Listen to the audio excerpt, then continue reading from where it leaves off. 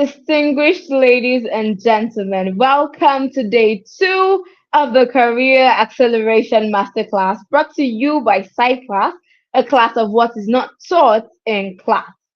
You would agree with me that yesterday was a buffet of amazing resources, carefully prepared and served to nourish our minds on this path to greatness. Our speakers came in with their A games and they came in with all that we need to advance in our careers and leave our footprints in the sand of time. And so today we'll be going again. We'll continue in this journey of mastery through modern tools and the timeless truths that will be shared this evening. My name is Esther Adeshino, and I had such a wonderful time yesterday, and it's such a privilege to serve as your host again tonight. So if you're excited to be here, please type accelerate in the chat box. I look forward to seeing your comments and seeing how excited you are. Please type accelerate, accelerate. Type that in the chat box with your favorite emojis, with emojis of dancing, smiling emojis. I just want to know how excited we are to learn today again.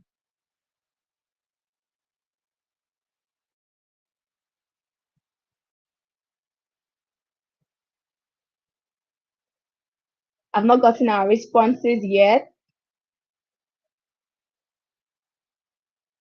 Let's see the first person to respond to me. Okay, thank you so much. Accelerate. Yeah, hello Temi Tokwe. Thank you so much for responding. Ijoma, if I drop this close, how will I host your event if you have another event?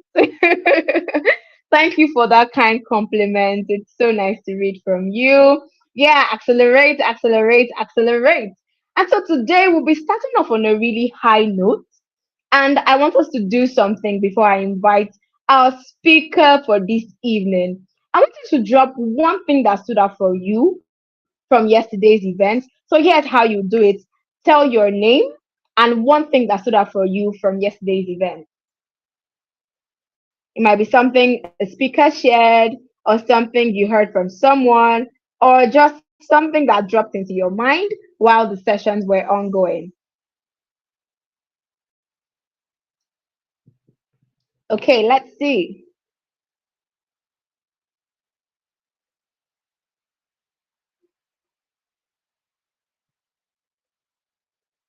Okay, I can still see accelerate. I can still see accelerate. Thank you. I just need few persons to share what stood out for them. Oh, thank you so much, Global SK. Thank you, ma'am. Don't be a waiter, wailer, watcher, or wanderer. Be a wise warrior. Yeah, thank you. Thank you so much for that, ma'am. Yes, unmute your mic. Exactly. Unmute your mic. Unmute your mic. Speak up. Show up for yourself. Show up for yourself. Who else wants to share? All right. Thank you, Israel. You cannot have a talent and be hidden. Yes, you cannot have a talent and be hidden. It is not appropriate to have a talent and be hidden. You should stay high where people can see you, where people can benefit from the talent that you have, because your talent is not meant to serve yourself, it's meant to serve the whole world and generations to come. Yes, you can be good and you are hidden. Unmute your mic. Thank you so much, Esther, my namesake, for that. And so today we'll be continuing on this journey, on this amazing, amazing time. Yeah, constantly build capacity. That was from Global SK. Constantly build capacity. Yes.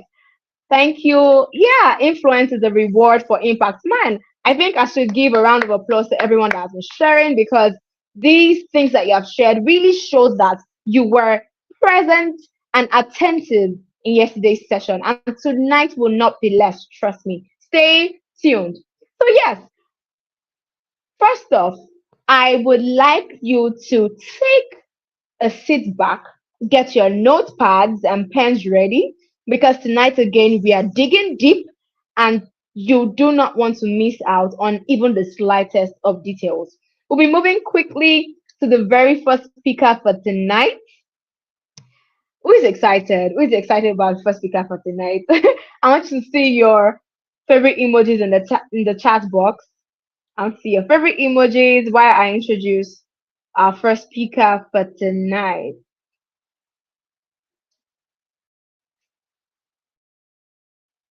Okay, let me just see if I've gotten any responses yet.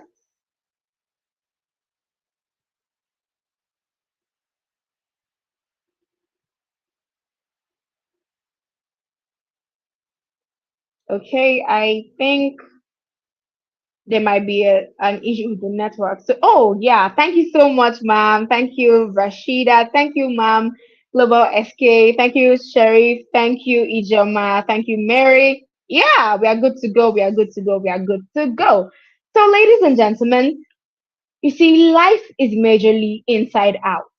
And to attain remarkable success in the journey of your career or in any field of choice, basically, you must understand that life is governed by principles and spiritual principles at that. You must understand that life is inside out. It is the what you carry on the inside. It is the things that you have built up, things that you have mastered over time, or principles that you have employed and forces that you have engaged in quotes that now translate to the physical. Life is highly spiritual, and we must understand the place of spiritual principles in becoming a person of impact, influence, and attaining the income, getting the income that you seek to have. And you see, our next speaker has harnessed the power of spiritual well being as a vital success component in career and life, and he is a core advocate for the same in others. And because of this reason, he has decided to take it upon himself to advocate for spiritual well being and to teach people how to apply their spiritual principles and how to apply their spiritual advantage even to a thriving career and to attain success in the marketplace, in the career, or even in anything at all that you are doing. Ladies and gentlemen, I want you to join me with a very warm round of applause of your favorite emojis and smiling faces to welcome a man of God, a person that has mastered spiritual principles for success. And this is no other than Peter Alabi. Please, can we celebrate Mr. Peter Alabi while we listen to his citation? Thank you so much. As a distinguished mental health nurse and Christian leader, currently serving as the zonal vice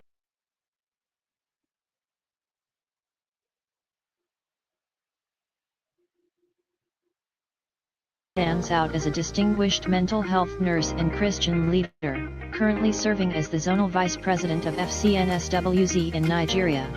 He actively contributes to the field of nursing as a registered member of the Institute of Nursing Research, Nigeria, and is an esteemed author and contributor to several industry publications. Committed to lifelong learning, Peter has earned multiple certifications from internationally recognized professional and leadership institutions, such as Youth for Christ, Florida Board of Nursing, Mohammed bin Rashid University of Medicine and Health Sciences, United Arab Emirate, Postgraduate Institute of Medicine, United States, and Activate Leadership Quarters, Nigeria, showcasing his dedication to excellence. His advocacy for the power of prayer reflects his belief in integrating spiritual well-being as a vital component of success in career and in life.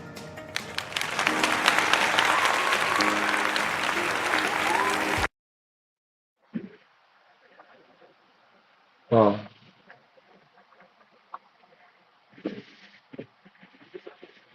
uh, good evening. I don't know if I've been heard.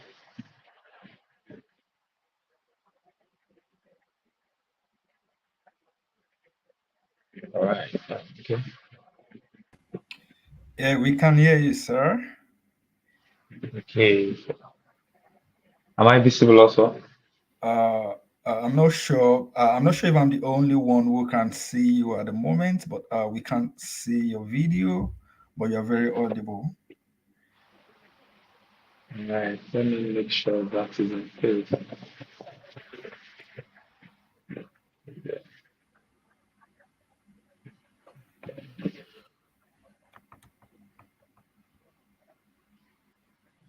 about this. Okay. Okay. Okay, how about now? Yes, we can see you now. All right. All right. All right. All right. All right. Good evening, sir. Good evening, ma. It's a wonderful thing being here. Really, I must confess, it's a beautiful thing being in side class 2023. I must confess, I want to appreciate the leadership of and the management of the side class. Thank you for this rare opportunity, which I do not take for granted. And of course, viewers that are here, participants and learners like me who are interested in making sure that their yesterday is not better than their today. I celebrate you. And of course, I must acknowledge the importance and the presence of the speakers of this particular edition of Masterclass. I was here yesterday when I saw Olutemi. It was a massive session. I was inspired really, and Global SP also came in and boom, blew off the roof. All right, and of course, Oluwatobi also made a very wonderful. I celebrate grace. I must confess. God bless you mightily. So let's just cut the chase. I thank God for this moment. I thank God for this time, and I believe God in His message will reveal His mind, how grant unto us insight, even as regard this space. In the name of the Lord Jesus. Forgive me at any time if I sound fanatical. It's just that I've understood that in life there is no middle ground. All right, there is no middle ground. It's either you are hot or you are cold. You cannot be in between. There is no space in life to be in between. It's either you are hot or you are cold. It's either you are there or you are here. All right. So permit me if I sound a bit like I sound so extreme. It's because of what life. So let's just cut the chase by the mercy of the Lord. I'll be speaking on divine path to impact, applying godly principle for a life of influence and impact. Now, it's very important to understand, and I think I'll be beginning from Proverbs chapter 4 and verse 18. Is a favorite verse of mine, of which when I found out, it transformed my thinking and all. Now, permit me to read in the Amplified Classic Edition Bible. All right, it says, but the paths of the uncompromisingly just and righteous is like the light of dawn, all right, that shines more and more brighter and clearer until it reaches its full strength and glory in the perfect day to be prepared. Now that blew my mind. You know why? Because I understood that the desire of the Lord, the desire of God for you and for me, all right, is to be prosperous, is to move every day from one level to another level, from one level to a better level. Every day is an improvement on the previous. All right. The desire of the Lord is that we are not just men of impact. We are moving. We're a moving train. We are not static. All right. Yesterday is not better than today. No, every day is an improvement and a betterment, if there's any English like that, than the previous. Now, I said the paths of the uncompromisingly just and righteous is like the light of dawn. Man. Now, I would like us to pay close attention to. I desire that by the end of this session, we will come out as excellent people. What is excellent? For me to define excellence as paying attention to details. Now, every of the thing that we've been discussing, we're talking about since yesterday, now will not make so much effect in our space if we do not pay attention to details. However, you must understand that our God is an excellent God, and it is important that we're excellent children, we're excellent leaders, we're excellent learners. There's a show, there's a proof that we have really learned excellence, paying attention to details. So I would like us to quickly pay close attention to these things that will be coming from this place, even as we share together, putting in mind Proverbs 4:18, for the path of the uncompromisingly just. You know, KJV puts it this way: the path of the righteous like a shining light that shines brighter and brighter unto the perfect day. So the desire of the Lord is that we shine brighter and brighter and brighter. What are some of these now? Maybe by way of definition, we should quickly consider what principles are. You know, principle, permitting different principle as a fundamental truth or preposition. All right, fundamental truth or proposition that guides human behavior or evaluation. Principle is a fundamental truth or proposition that guides human behavior or evaluation, or you can say it's a moral belief or rule that influences action.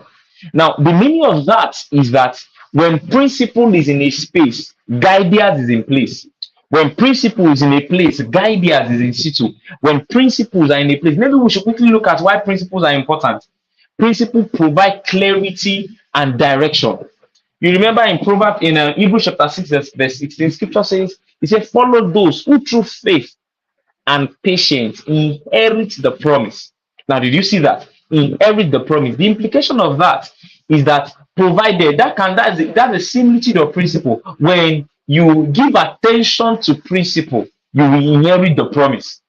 When you give attention to principle, the well-laid principle, the fundamental truth, when you give attention to those guidelines, it can be sure that you will get to promise that provided Moses is following the guidance of the Lord, provided the children of Israel are listening, are obeying the guidance of the Lord through Moses, the promised land is sure. Principles. Why are principles important? They promote ethical behaviors. Why are principles? They inform decisions. Principles help us to make decisions. We must understand that we are product of our choices. We are product of our decisions. The decision you make today is like a saying that whatever you sow, you shall reap. It's just a principle. If you sow, you're actually going to reap. You cannot sow maize and reap cocoa. No. Provided you sow, what you sow is what you are going to reap. Principle. All right. Once these things are followed, if you are given attention to, the result is sure. When you do this, you will get that. Principles.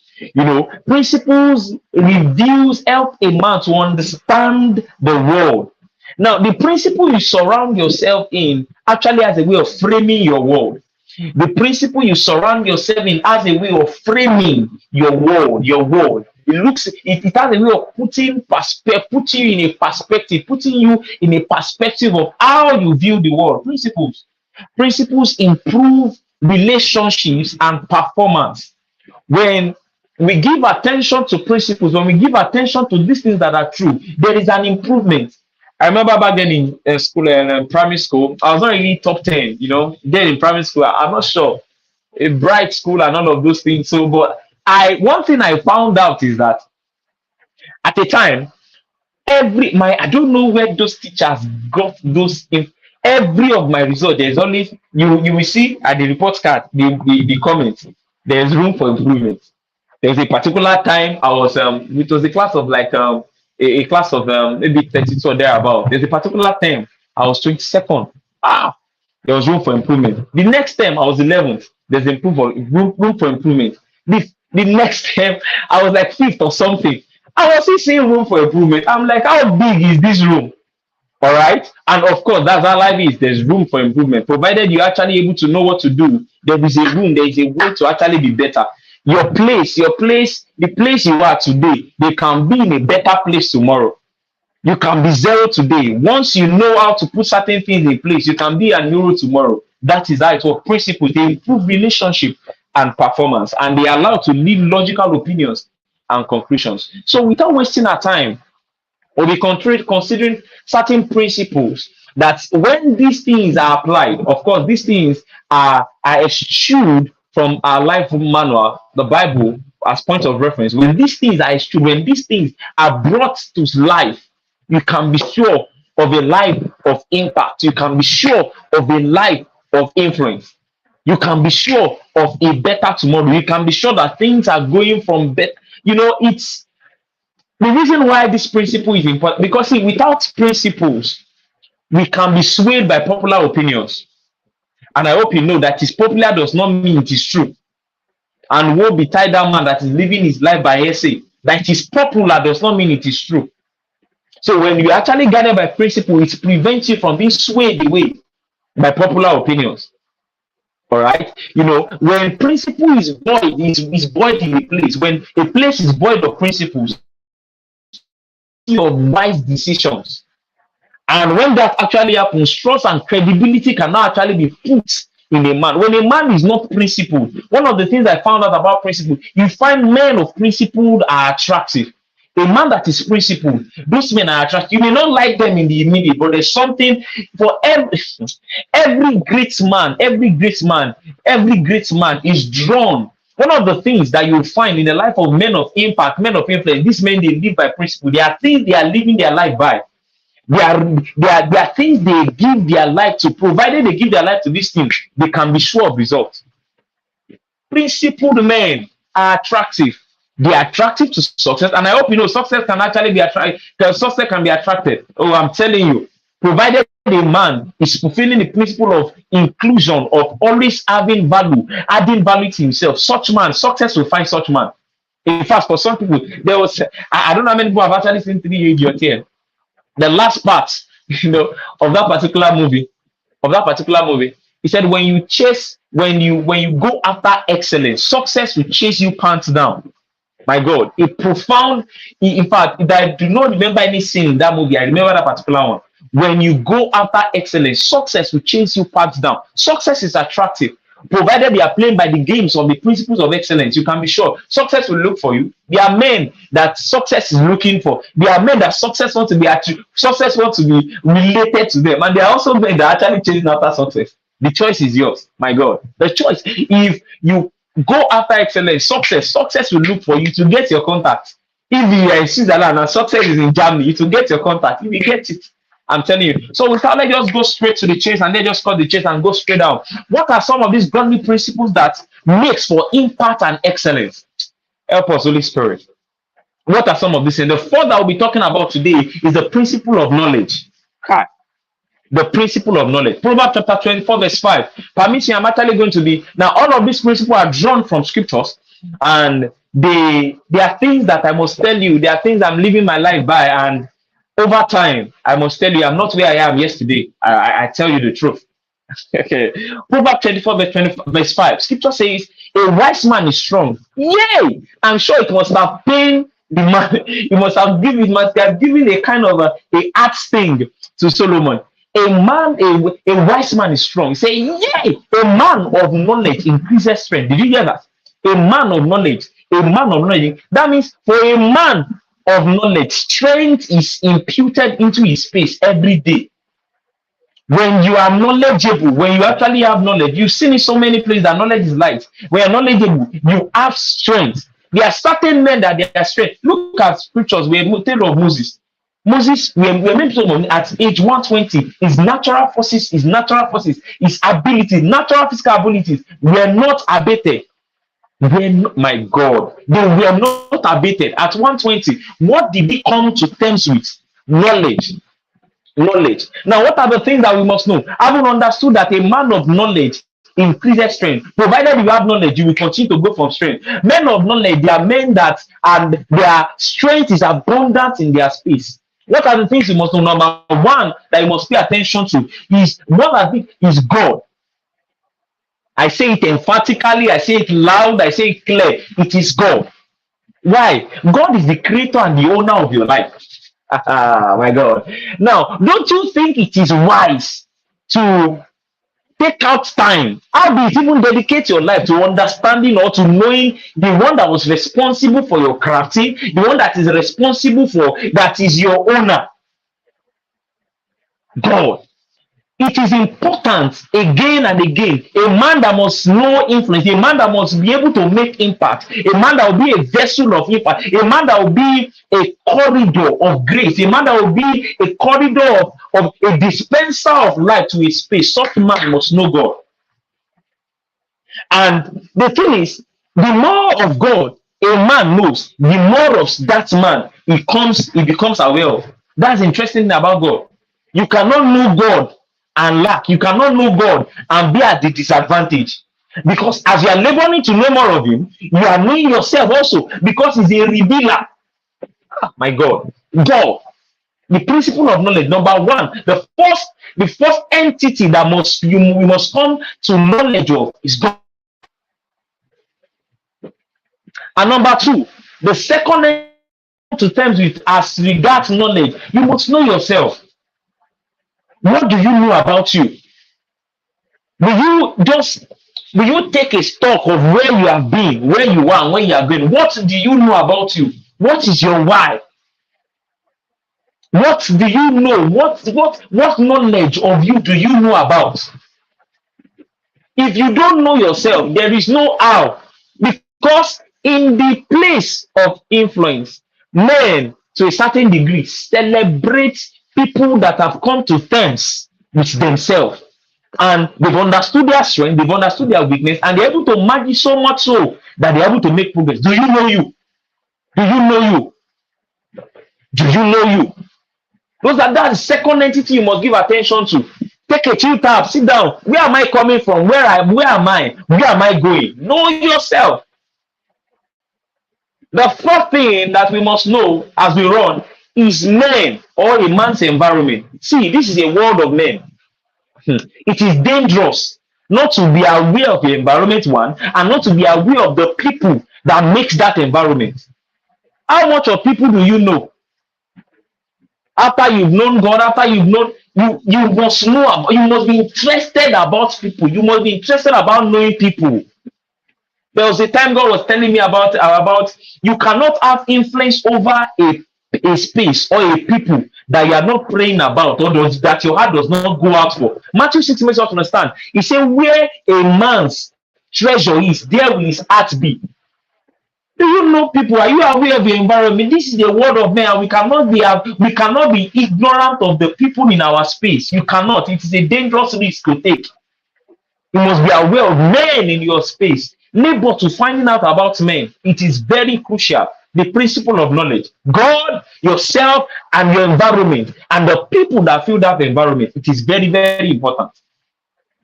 Number two, let us go on the principle of communication. Help us now, Holy Spirit. The principle of communication.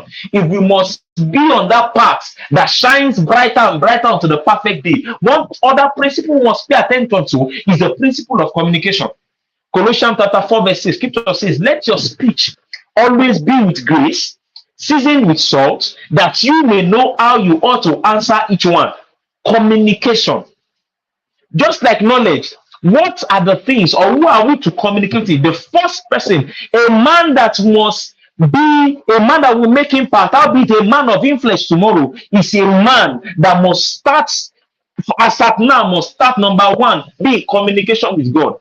After you have known God, you must proceed to having communication with God. Through what? Number one, through prayers.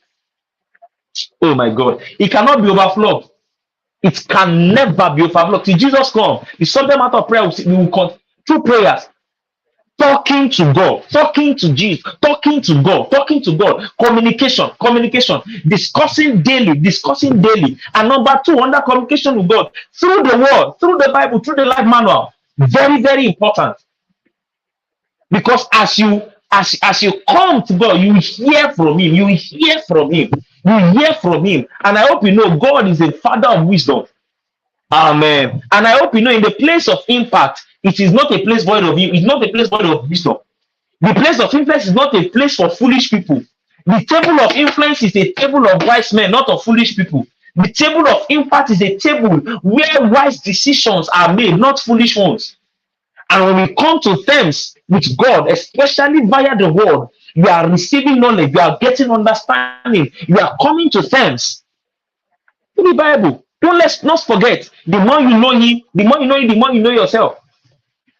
Communication with God through prayers, as you talk with him. That is why, look at men of old. Paul made us understand. He said, pray without ceasing. Because provided they are praying, you will understand the mind of God. You understand what you need to do. You will understand where you need to be. You will understand what you need to give attention to. And as you begin to read the word, you are intermingling with the Father of wisdom. Nothing catches you by surprise. You know what to do per time. Men of impact and men of influence, they are not men that you have to beg them to read their Bible or to pray. No, they understand that if this thing must come to them, they must give attention to these things. Yes. Because of time, let's run. What must you be in communication with? Number two is yourself.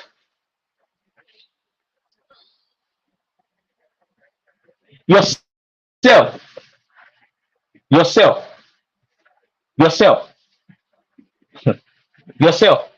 Genesis chapter 24, verse 63. We are made to understand of Isaac. He said he went out to the field to meditate in the evening. And as Isaac, as he gazed, He said he lifted up his eyes and he saw, because he went to meditate. He went to meditate. Do you create time? Do you create time to communicate with yourself? Do you create time to have moment of thorough thinking? Men of impact. There was a day I was looking through biography. There was this bill I subscribed to, that of Bill Gates, and said there are particular times of the year that he goes to certain place for vacation, and the only thing he takes there is his writing pad, his notepad, his pen, and one other thing. To go and do what? To think with self, to have a moment with himself. Communication with yourself, communication with God, communication with yourself, moment of quietness. Some of us, our day is filled with so much noise. There's no time there's no time to reason, there's no time to think things out, there's no time to. No, you cannot be a noisemaker and be a newsmaker. There's this saying that God used to say that he used to give so much credence to. And he said, those that make news don't make noise. Newsmakers don't make noise. The news itself actually announces them. Are you a noisemaker or are you a newsmaker? Are you a noisemaker or you a newsmaker? How well are you communicating with yourself? Is there everything you know? Is it coming from external? Are there things coming out from your space, yourself? A thought in communication, communicating with men. This cannot be overflow. Communication with men, communicating with men, speaking in love, being quick to listen, patient listener, quick to hear, slow to speak. You must resist the urge to be hasty in talking. Create time to be an active listener. Speak with kindness. You must understand what actually happens. Scripture made us understand. He said, evil communication corrupts good manners. That's where it starts from. Communication, my God, communication with men. How do you talk? Do you just talk to men rashly? Do you just talk to men anyhow? Men of impact don't just talk. They listen again. They don't just see. Men of influence and impact, they don't just talk because they have to say something. They talk because they have something to say. Men of impact don't talk because they don't talk because they have to talk. They talk because they have something to say. Something is necessitating. You don't just talk anyhow. Scripture makes us understand. He said, a fool, even if silent, is considered to be wise. Slow to speak, quick to listen, active listener. Some of us, when we are listening to people, we are listening so that you can respond to them. It's a very wrong way. You cannot get the best that way. When you are listening to understand such person. When you listen to understand first, you will know how to speak. You will know what best to say. Help us, Holy Spirit. The fourth thing, the principle of rightful living. Divine path to a life of impact. The principle of rightful living. Proverbs chapter 14, verse 34. He said, righteousness exalts a nation, but sin is a reproach to any people.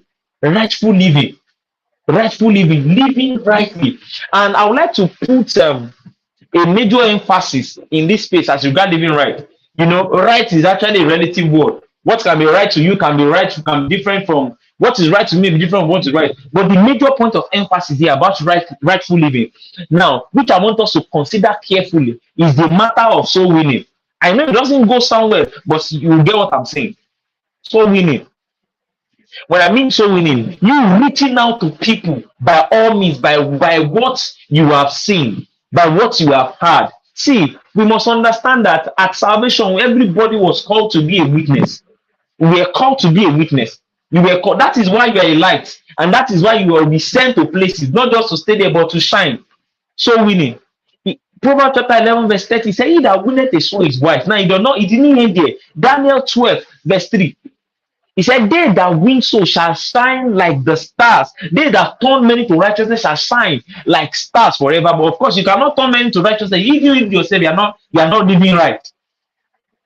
And something about soul winners is that they are heavily defended and guarded. Such people, God is jealous of them. Such people, God knows that if he anywhere he gets to, he wants to make me known. That's one of the reasons why David was a man after the heart of God. Everywhere David goes to, he will make God known. Everywhere goes to will make God known. This is not an era where we actually get to a place and you are shy about your faith. No, you are not living right that way. You are not living right that way. There was a day I was going to visit a friend, and I met the HOD of the pharmacy department of where I work. He was on the street and he was saying that. I was like, HOD, call you. And I look at how God take those people from one level to another. Even if they are not talking, but yet they are making impact. Such men, they are not shy about their faith. They are going all out. And there are three channels through which we can actually show it. Number one is through going. Number two is through kneeling. And number three is through pain. The first one is through going after souls. Are you not concerned that people are wallowing in poverty? People are wallowing in modest behavior in your space. Going out to reach them. How are you doing? Reach them with the Lord. It's something not burning in your space. Men of influence are men that something is burning them. There's something is disturbing them. Go out. Through kneeling. Finding time to pray. You saw somebody, there's this stuff I saw about Dr. Foy, and he was like, there are so many people who have actually prayed for, people without making them. Just kneel down. Go, this person, reach out, reach him. Look, some people, because you are kneeling on the behalf of something, the Lord will grant grace for influence and for impact. In fact, you will not have to beg for it. And the third thing is paying. There's a welfare box in my local assembly where that place is for any amount or any stuff dropped there is for missionaries. That welfare box, I don't take it lightly at all, because I know there is a place of lifting there. When you are sowing and you are putting a seed there, you are putting your 500, you are putting your 200 there, and it's reaching those people. You are winning, so you are empowering them to actually be able to bring men rightful living. Righteousness exalts a nation. If we are going out and we are bold about our faith, says sin is a reproach to any people. The reason why they are sin is because there is nobody to tell them. There's nobody to witness. What have you caught in that? Share that light. Let's just make progress. The principle number 4 is the principle of stewardship. 2 Kings chapter 3 verse 11. Scripture made us understand. He said, Elisha, the son of Shaphat, who poured water on the hands of Elijah. The principle of stewardship. The principle of worship. The principle of stewardship. Some of us, we are not serving in anywhere. There's no place where you are honoring the Savior of your soul. You are not serving anywhere. You are just there. You are not serving, forgetting that stewardship is the path to greatness. Stewardship is the path to, where are you serving? Whose hand are you pouring water? Where are you serving? Where are you representing the interest of God? Elisha, the man that took the double portion of Elijah, was serving somewhere. He was serving. Back there in my local church, back at home, it's not unlikely when you see, there's a particular time when the governor of the state was actually attending my church then, back at home, and when you find some of those people, you'll be shocked. Department like sanctuary, department like clean the toilet cleaner, and all of those things. And you begin to wonder how, regardless, God is just, their job. Where are you serving? Where are you serving? Where are you serving the interest of God's kingdom? The place of influence is a place where you give. Is a place where a lot is coming out from your space. Where are you serving? Where are you just there alone over? Okay, this is where are you serving? Stewardship is the path to greatness. You want to be great, my God. Get ready to serve. Yeah. Get ready. Elisha, one who poured water in the hands of Elijah. These things are scriptures. No wonder it was fit to actually inherit the double portion. Yes, it was actually a multifactorial thing, but see, poured water. He did not just put the water there, he was pouring it. Stewardship, serving. Where are you serving? I'm not just talking about where are you serving the interest of God? Where is it that you can be found that the interest of God is being represented there? Are you there? Or maybe quickly we should talk about who are you accountable to also? See, men of impact and men of influence are men who are accountable. They are accountable. They have people they are looking up to. They have people that are watching their back. They have mentors. Elisha One who poured water in the hands of Elijah. Well, tell me why won't you actually have a double portion? Uh, oh my God. I just move quickly. Divine path to a life of impact. Principle of work. Proverbs chapter 22, verse 29. Read with me. It says, "Seest thou a man diligent in his business, he shall stand before kings, he shall not stand before mere men." My God. And I discovered that the definition of man is not complete outside work. The definition of man, there are so many definitions of Bible, there's so many definitions of men in scriptures. The definition of man is not complete. All right, is not complete outside work. The definition of a man is not complete outside work. In fact, the first man was created and was put in a garden to tend it. Now, it says here that a man diligent in his work. There is something you must be doing. No, men of influence are not idle men. Men that God takes on the path. Oh, no, they are not men. They are not men that are lazy now. They have something doing. Come on. They have something doing. See that a man diligent in his work. Just like how we have Luke 18:1. He said, men ought always to pray. Men ought always to work also and to be diligent at it also. They have to be doing something. Doing something. Doing something. The definition of man is not complete outside work. He must be doing something. The first man was created and put in the garden to tend it. Even the second day that came, he came to fulfill. And you can be sure. He said, the work of my father, the work, my meat is to do the will of my father. To do, that means to work. You must be doing something. There is something you must give attention to. It doesn't just happen all of a sudden. It doesn't just, God does not just carry you from your father's house and just put you in your last place. No! They are not idle men. Come on now. They are not. If I see a man diligent in his work, he shall stand before kings and not mere men. I hope you know that kings are men of influence. Kings are substances, they are entities of influence. So if a man must be in the league of kings, that man must be given to work. Oh no, I'm telling you. If a man, did you not see Isaiah chapter 60? He said, and kings shall come to the brightness of your rising. What takes you from rising higher is the work. Is the work. Is the work. Is the work. Kings. If you must come to the leagues of kings. And I hope you know not. Oh my God. Oh my God. Oh my God. We have been called to be kings and priests unto our God. Kings are men of influence. They are men of it. See that a man diligent in his work, he shall stand before kings. You are not doing anything. You don't have any business with kings. You don't have any business. You don't have anything. You don't have any business. Let's run. We have just two more principles on our house. Principle of rest. See, Isaiah chapter 26, 3 and 4. He said, you will keep him in perfect peace, whose mind is stayed on you because he trusts in you. Trust in the Lord forever, for in Yah the Lord is everlasting strength. Learn to trust, learn to rest by trusting God. Some of us don't have a moment of rest. Even the Lord rested. Set up structures that allows for you to rest. You know why? Because there is growth, there is repair in rest. I found out in the body mechanics, many of the time especially people that actually go for workouts and all of those things, most of the time when they're actually working out, some of those things, some ligaments, some the muscles, they get torn. It is when they are resting that those things are being repaired. There is growth and repair in rest. Find time to rest. And let your rest be that you are trusting in the Lord. I saw something on Uncle Dusin Econ start or something. He said, pace your time, pace yourself. You are going to be here for a while. You want to last, you must set out time. As you are walking, you are resting. Even a gun, if you pull the trigger of a gun, there is something called recoil.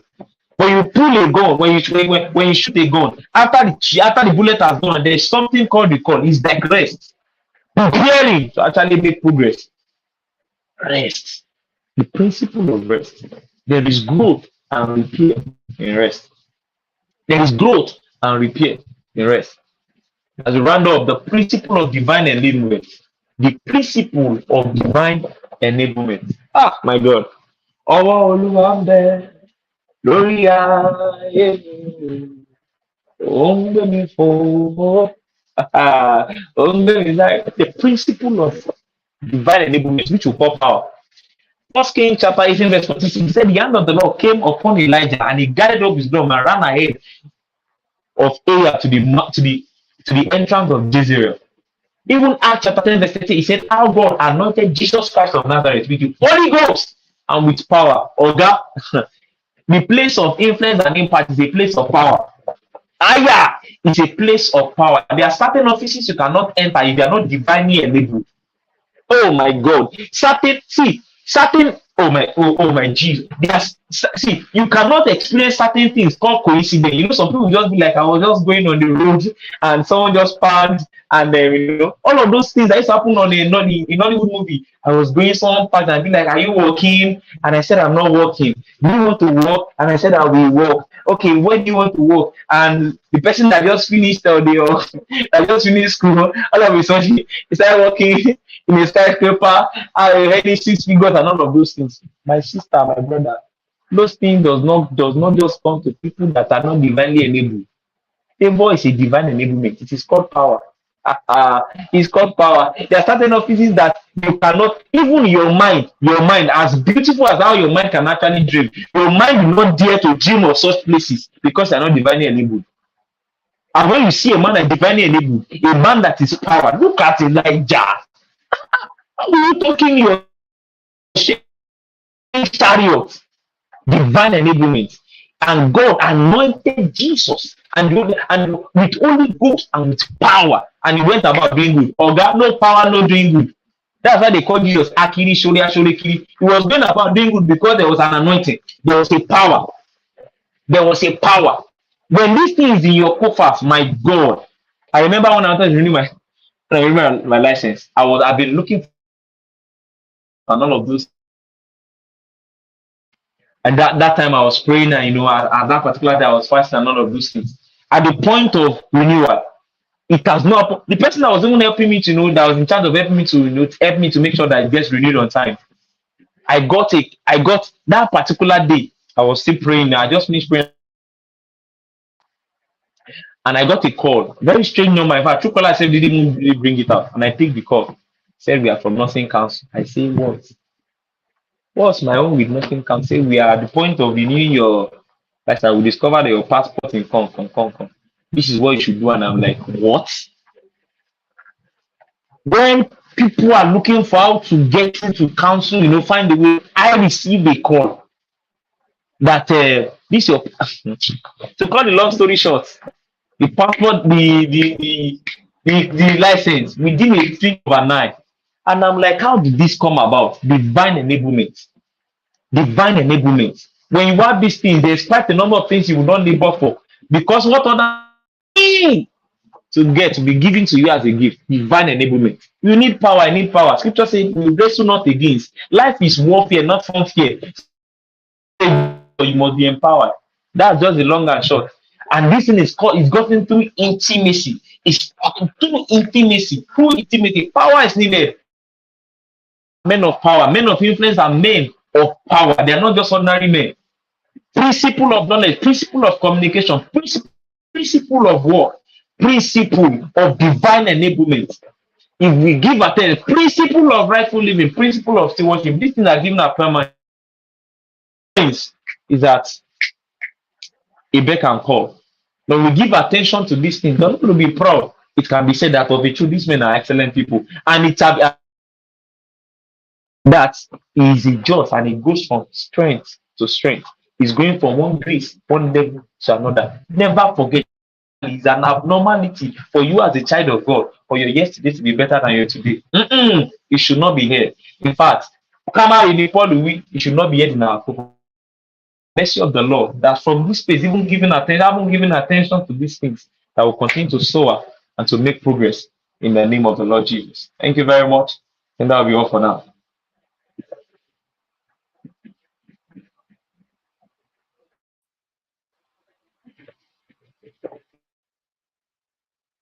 Wow, that was powerful. That was powerful. If you agree with me that that was powerful, can you type in the chat box how blessed you are on a scale of 1 to 10? Personally, I'm 101% blessed by the session. Can you just type how blessed you are? That was powerful. From the first principle to the final one, that was powerful. Thank you so much, sir. Thank you for your time. Thank you for these principles that you have shared. They are priceless. They are very priceless. These principles are important, and I'm certain that they have set many of us on course for the next level of our lives. They have set us on course for the things that we want to do, even in life, and with the divine enablement that we need, because those words carried power and they were piercing right into the hearts of men. They pierced into my heart, and I'm sure that many other persons on this call would have experienced this transformation. Yes, thank you for sharing, Mary. She said she was blessed and is thanking Mr. Peter for that powerful message. Yes, yes, yes. Thank you so much. Yes, it's a 10 over 10 minus nothing at all. Thank you so much for that, sir. Woo! It's almost like we should dwell in this session. One interesting thing about the progression of this event is that every session has been an upgraded session of the previous one. And so I am not surprised that today is greater than yesterday, because I mean, the latter is always greater than the former. And it is so, so exciting. So it is such a blessing that we are a part of this today. We are a part of this transformative moment and life changing encounters, even by the words that have just been shared. And so we'll be proceeding very quickly now. And please, you cannot have listened to these words. You cannot have been so blessed by these sessions, by the sessions that we have had so far, and not give your feedback. And so we'll be posting our feedback form on the group for the registered participants. I would love to hear from you. Your feedback is a very vital tool to invite other persons to attend our programs. It's a very vital tool to show people that we are interested in their growth. We are interested in their upliftment. We are interested in their attainment of great success and feats in their career of choice. So please fill out the feedback form once it's shared on the group. We look forward to hearing from you. We look forward to seeing your wonderful feedback and how you have been transformed, blessed, and informed with the right resources to move on and scale up in your career, even by the Career Acceleration Masterclass. All right. Please look out for the form and do well to fill it out. I would like to appreciate the audience. You have been such a wonderful audience. You have been participating so much in the sessions. And of course, I am believing that many of us will fill out that form. In fact, all of us on this call will fill out that form for the feedback. So I would like to invite the convener, Mr. Toby Adeomi, for some brief announcements before we move on to the next session. Mr. Thank you very Luatobi. Yeah, All thank you right. very much, Esther. Thank you very much.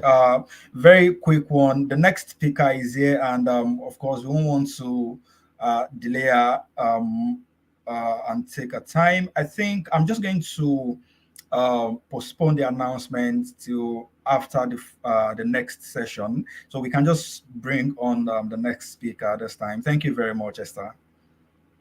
Oh, okay, okay, that's fine. Thank you so much, sir, for that. All right, so we are moving. If you have started off on this note, remember that I said today we are starting off on a high note. I know starting off on a high note, we keep going higher and higher and higher because for the persons on this call, for the set of persons on this call, today can never be better than the tomorrow. So what is happening right now or what has happened in the past will not be better versions of what is to come. So be prepared for better results, be prepared for better strategies, be prepared for a whole new level, a whole new experience. And so, ladies and gentlemen, I'm very excited to invite the next speaker. I'm very much excited to introduce a phenomenal woman, a global force, a beautiful, elegant, intelligent, and daring woman. She is keen on addressing Africa's developmental issues and has committed herself to promoting adequate development in Africa through continuous education, advanced technology, and prioritizing policy advocacy. She is very, very interested in promoting sustainability across Africa. And I personally would love to call her the queen of sustainability. Yes, I've listened to her speak on sustainability, speak on the sustainable development goals many times. And trust me, each time leaves you with questions for more. Each time leaves you with a driving force. It leaves you with a deep urge to want to implement change in your communities, to want to do so much for people around you and for issues that you have noticed in your community and even in the environment. So permit me to welcome with a very warm smile. So as I'm smiling, I expect people in the comment section in the chat box to also send in their smiling emojis, send in your favorite emojis and start saying welcome mom, welcome mom, welcome mom. Join me to welcome the queen of sustainability, as I would love to call her, the one and only Sheon Olaguju Lano. A round of applause, please. Well, as we listen to her citation, please stay back, get your notepads and pens, and get ready for another exciting moment tonight. Thank you so International much. development practitioner who founded the Development School Africa, empowering African youth with sustainable education to solve local challenges. With over 6 years of experience, she has contributed significantly to youth development programs across sub-Saharan Africa, collaborating with major international organizations, e.g. Office of the Vice President Nigeria, United Nations Youth Envoy, Peace First, Their World Economic Forum Global Shapers Community, among others. Her innovative initiatives have successfully allocated over $43,000 in funding for youth-led social ventures and have directly affected more than 3,000 beneficiaries. Sioun is known for her expertise in creating technology systems that increase access to transformative services and products for African communities. She is dedicated to addressing Africa's developmental issues through continuous education, advanced technology, and proactive policy advocacy. Her dedication to sustainable development has led to multiple accolades, including being named a United People Global Sustainability Leader and one of the 30 most influential women in youth leadership by the Young African Leaders Initiative. As a recognized leader and advocate, she is a member of prestigious global platforms, including the International Society of Sustainability Professionals and the World Economic Forum Global Shapers.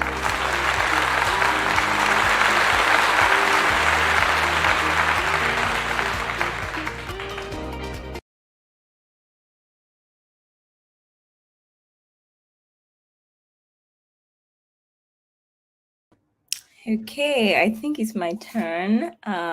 Thank you, everyone, for the warm welcome. I really enjoyed watching the citation. Like I was like, oh my god, is that me? Is that me? It was, it was very beautiful to watch. Thank you so much. I first want to say thank you to Toby for inviting me. I was privileged to listen to a bit of the previous speakers class, and I really enjoyed what I learned. So thank you for all the work you're doing, and thank you for bringing me on board. And I also wanted to say it was very nice. So it is very nice to see Esther as well, because I've interacted with Esther so many times, and I've seen her, and I'm sure that quite a number of people who are listening to this on YouTube will probably have also interacted before, one way or the other. So it's very nice to see everybody and just be here. I like to present my screen. So I do hope that you can see it. And I'll also appreciate if in the chat section you could let me know if you can hear me very, very well, so that I can know if I need to adjust my audio as well. But yeah, can you see my screen?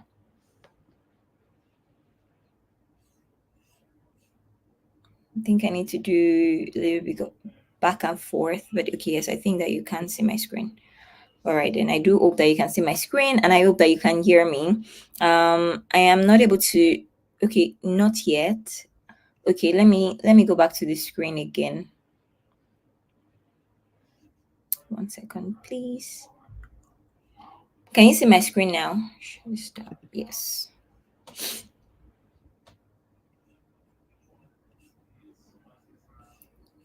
Can you see my screen now? Okay, you can hear me, but you cannot see my screen. When I logged on here, because apparently I can't do it side by side. So when I'm sharing my screen, I'm literally like seeing just my screen. But whenever I come here, I see myself.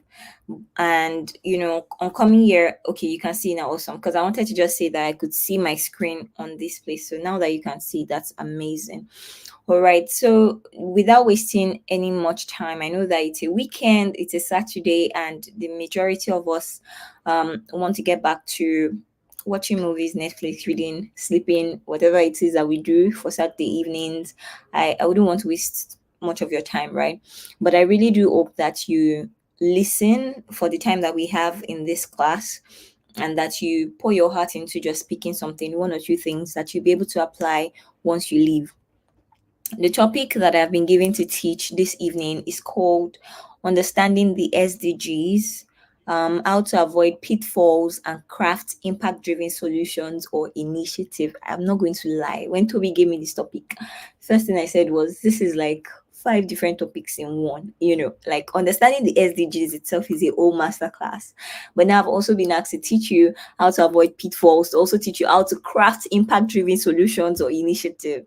Then I told myself, I said, okay, you know what? I'm going to go and ask Toby to share the objectives of this session. Maybe if he can tell me that, okay, this is the one thing that we want to learn out of this session, it might help me in preparing my notes. By the time I told Toby to share the objectives, Toby went far and wide. He said, oh, we have some people that are about to start. Then we have some people that have started but don't know how to do. I said, oh my goodness. But I really enjoyed putting these notes together, and I hope that you enjoy listening to it as well. So this is me. I work as the executive director of the Development School Africa, and my school is very focused on equipping young people in Africa with education for sustainable development. That's what we do. So you would not come to the development school to learn math or English. You most likely come to the development school because you want to learn how to observe problems in your communities, problems in your countries, and you want to learn what kind of frameworks you can use to solving these problems as a young person, right? Global frameworks. An example of which is the Sustainable Development Goals that we'll be looking at today. So if you'd like to learn more about CDS Africa or myself, you can find us on Instagram through these handles. So going to what we're learning today, we're going to be learning about the problems that are affecting our society, our planet, and our economy. Right. Before you can think of crafting an impact driven solution, I know that we throw that word around a lot. Impact. I want to make an impact. And I'm sure that if I ask you, do you want to make an impact in your life? The answer that I'm going to get is yes, I want to make an impact. But before you can make an impact, you have to first understand that there is a problem that you're solving, right? So, what problems are affecting our planet, our society, and our economy today? What problems are world leaders looking at today? What are they solving? What are they funding? Where are they pumping their money into? And how can I align myself with these problems? Another thing that we're going to be looking at is how to define this problem that you're solving through your own initiative, through your own businesses, through your own projects, or whatever it is that you're doing. And then we're also going to be learning about the SDGs and identifying which area, the problem you've identified falls under. And we're also going to be looking at some common pitfalls that young people like you and I, that we tend to fall into whenever we say we want to do something impactful, want to do the SDGs, and basically how to just craft impact-driven initiatives, right? So let's start with what problems exist in our society. If you can see my screen, you would see Yes. If you can see my screen, you see a picture here, and this is a picture of the Earth. I'm sure that we know how the Earth looks like. This is something that is not new to us, right? But I deliberately chose this picture because I wanted you to see that the Earth that we're in right now, it might look like it's fine, but it's not really fine. Now, these problems did not just start today. It didn't start in our own generation. Have they worsened over time? Yes, some of them have. But there are some problems right now that are specifically affecting us as a result of some of the action that we are taking in this generation, or some of the action that we've inherited from the generations that have come before us as well. And we're not in this world to just pass time. We are not in this world to just come, grow up, go to school, get married, have kids, eat, get a great job, sleep, and then grow old and then just die. I don't believe that that's why we're in this world. I believe that there was a reason why we were not sent to this earth in, say, 1970. It was because in 1970, you were not needed then.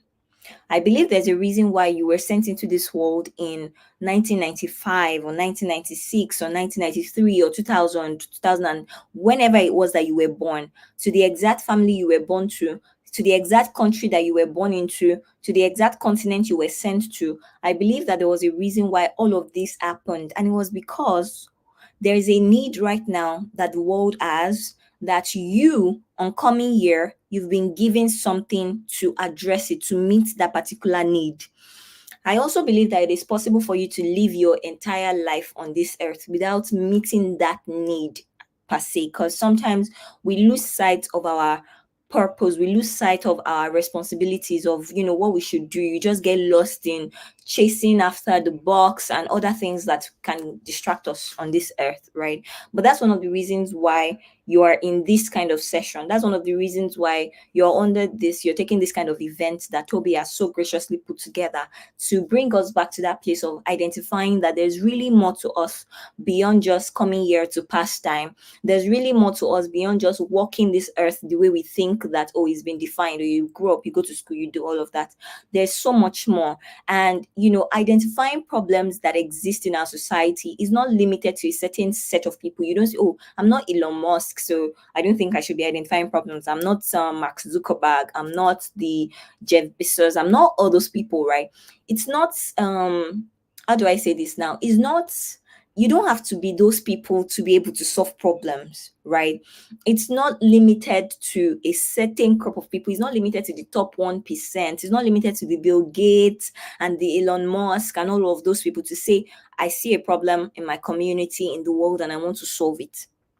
What is peculiar to all of us is that those people are actually seeing problems and they are solving the problems, but it doesn't mean they are the only kinds of people that can solve problems. You and I were also placed here to observe these problems and to solve them in whatever way, in whatever capacity it is that we can actually do these things, right? So this is the earth we are in today.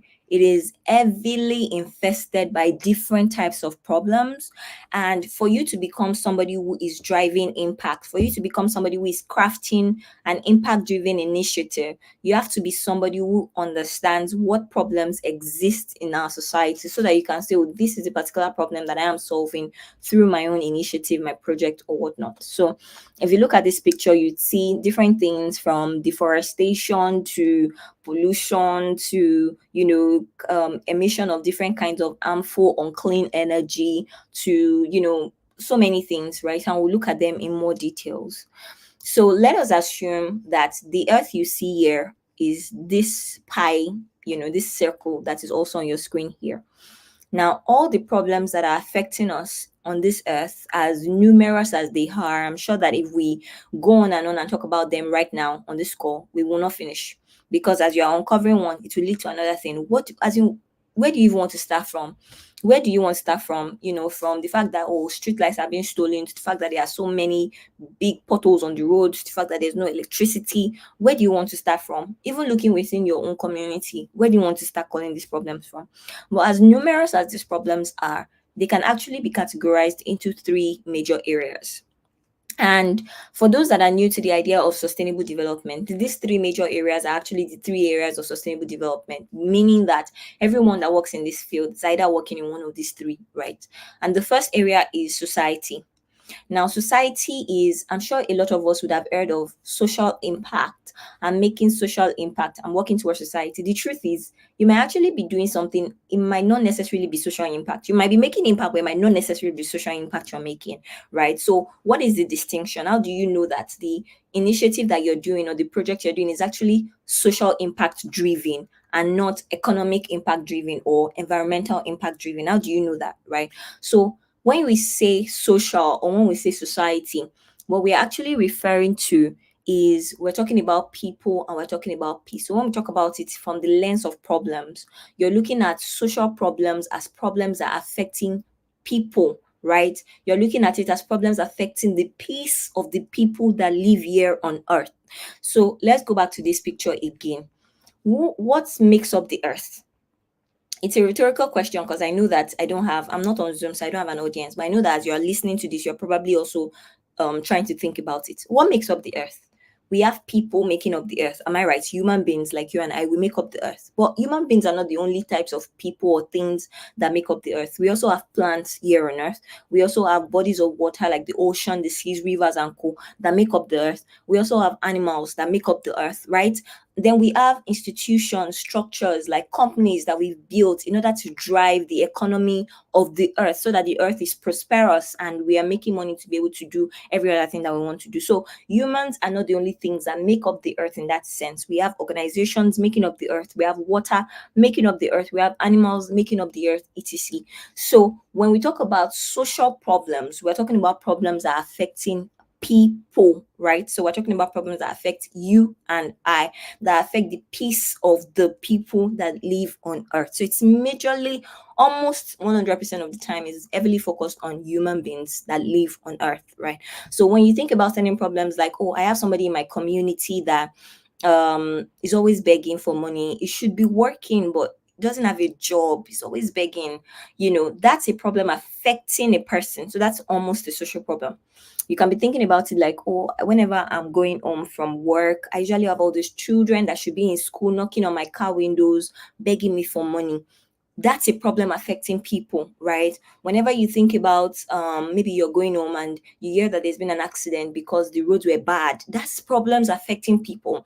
Or look at what's happening in the world today in terms of the war that is going on between Israel, Palestine. All of those things are affecting people, they're affecting peace. So that's a social problem, right? So that's some of the problems affecting society. Now, if it's not a social problem, then it might be an environmental problem. And like we said earlier, who are those that make up the earth? What are those things that make up the earth? We have human beings, right? But aside from human beings, you also have other things like the animals. You have non-living things like you have living things like plants, like animals, like all of those things, water. Then you have some other non-living things that also make up the earth. And if these things are not there, it's not like we're living in an incomplete planet in that sense. Why? Because imagine if we're living on earth and it's just us, we're just the only ones, there are no animals, there are no plants. You know how bad it's going to affect us, right? Because for example, we need the oxygen that plants produce in order for us to be able to live, right? Do you understand? So there are some problems that are affecting our planet, that are affecting our environment. So when you take your eyes off human beings a bit and you look at the earth as itself, you look at it as a planet and you say, what are some of the problems that are affecting our planet as it stands right now? What are some of those problems in your community that you can identify? You look around and you see pollution everywhere, or you put on your TV and you hear that there's been a natural disaster in a particular country, there's been flooding or tsunami or hurricane, and you're wondering what's going on. Or somebody saying, why is rain still falling in November? I mean, should we not be in Hamatan already? What's happening to our climate? So some of those problems are problems that are affecting our environment. And then you have the third one, which could be economic problems, which are problems that are affecting the economy. And you can think about this in terms of the prosperity of your community, your country, and all of that. So if you are here and you just find yourself asking questions like, wait a minute, why is Nigeria so underdeveloped? Why is it that our naira is falling? Why is there inflation in the market? Why is it that 1 minute naira is 800, to the dollar, and then the next minute is 1,200 to the dollar. What's going on? If you find yourself drawn to those kind of problems or solving those kind of problems, you're most likely solving an economic problem. So I've spent my time here trying to make this distinction so that you can understand it very well, and you can leave this session, this meeting, this event, knowing exactly where or what area the problem that you are trying to solve. In crafting an impactful initiative, you can identify which area it falls under, right? So I say here that crafting impact-driven solutions within the context of the SDGs. You see that I did not start with the SDGs. The SDGs were created to solve this problem. So you need to first understand the problems first, right? So if you want to craft impact-driven solutions, it involves developing actions, developing initiatives that are not only aimed at addressing any kind of challenges like, oh, I'm just solving this problem, but you can actually measure the impact that it's having on your people, on your planet, on your environment, or whatever area it is that you find yourself working under. So I hope that is very clear. Now, moving on, if you've sat in any of the innovation workshops by Development, you probably have seen this picture like 1,001 times. And the reason was we really wanted our students to understand it, so much that they can teach it themselves before we move on to a different topic, right? So I don't apologize if you've seen this before. It's so that you can know it and know it very well. But if you look at your screen right now, what do you see? You see a picture here. If this was an interactive class, I would most likely have asked you to identify what problems you can see from this picture. But even if it's not an interactive class, if you could use the chat, you could let me know what problems can you see from this picture, right? I can't see the chat, so I'll just move on. Ideally, people will say, oh, I can see a problem of poverty. Obviously, because nobody in this world should be living in an environment like this. Nobody should be living under these conditions. It's not healthy. So you can obviously see a problem of healthcare. It's not healthy. You can contact numerous diseases from diarrhea to cholera to malaria because of the mosquitoes and the flies and everything else that is just breeding in this place. And yet you see this young boy, this handsome boy that should be in school. You see him comfortably just kneeling down beside this thing. If this was an ideal situation, an adult would have probably come to him to say, stand up, that place is dirty. But we don't see any of those things here because this is like their life. Like, what? You won't be sick. That's how they live right here in this picture. So obviously there's the problem of poverty. We see the problem of healthcare. What other problems can you see? You can write it in the chat. I'm looking at this picture and I'm also seeing the problem of pollution, sanitation. It's not there. And then before I move on to the next picture, another problem that I can see from looking at this picture would definitely be the problem of education. Like I said earlier, this boy should be in school. And if you look right behind him, you can see another young boy who is wearing a school uniform. So why is he not wearing a school uniform? Why is he here?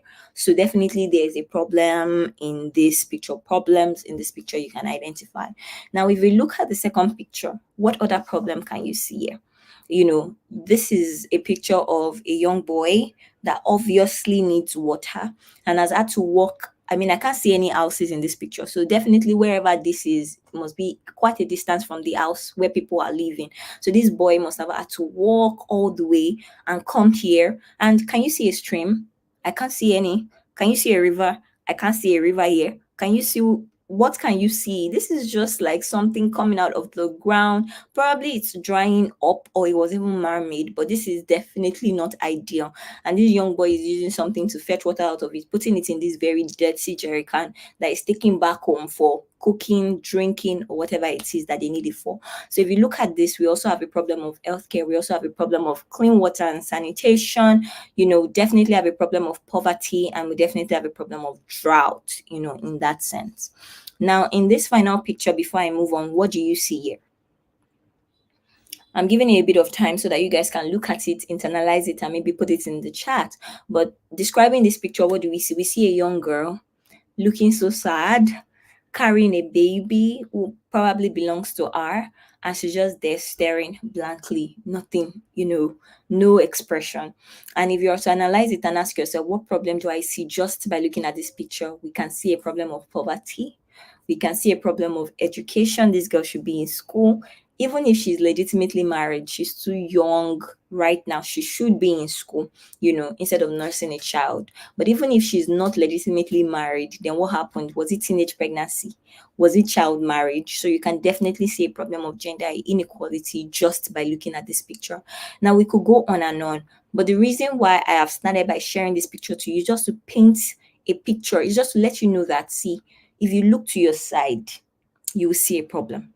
Problems are everywhere around us. You just need to be looking. You just need to bring yourself to that point of saying, I want to be the kind of leader in my community, in my school, that observes problem. It always starts from there. And you're not observing problem because you want to be complaining about the problem. Like, do you know that they've done this, they've done that? You want to be the kind of leader that is observing problem because you're like, if I can identify, if I can observe, if I can spend time learning about a particular problem well enough, I might actually be able to come up with a solution for it. Do you understand? So I have shared all these pictures to make them relatable to you, to see that these are our everyday lives. These are communities that we can relate with in our own context here in Africa, in Nigeria, wherever it is you're listening for. So looking at your own community, what are some of those problems that you've been able to identify, right? Now, there is the problems I've identified, and there's the problem that the world leaders are working on right now. So, why am I hearing so much about the SDGs? What are the SDGs? Now, the SDGs stand for something which I'm sure most of you already know about, but it's called the Sustainable Development Goals. Now, the same way you and I have spent so much time learning about problems in like the 10-15 minutes that we've been talking, that's the same way our world leaders, and when I mean world leaders, I'm talking about presidents, ambassadors, diplomats, those people that are high up there governing us. That's the same way they've also looked at the world to say, this world has a lot of problems. What can we do about these problems? How can we come together to begin to solve these problems? So there's a body called the United Nations, which is made up of so many countries coming together.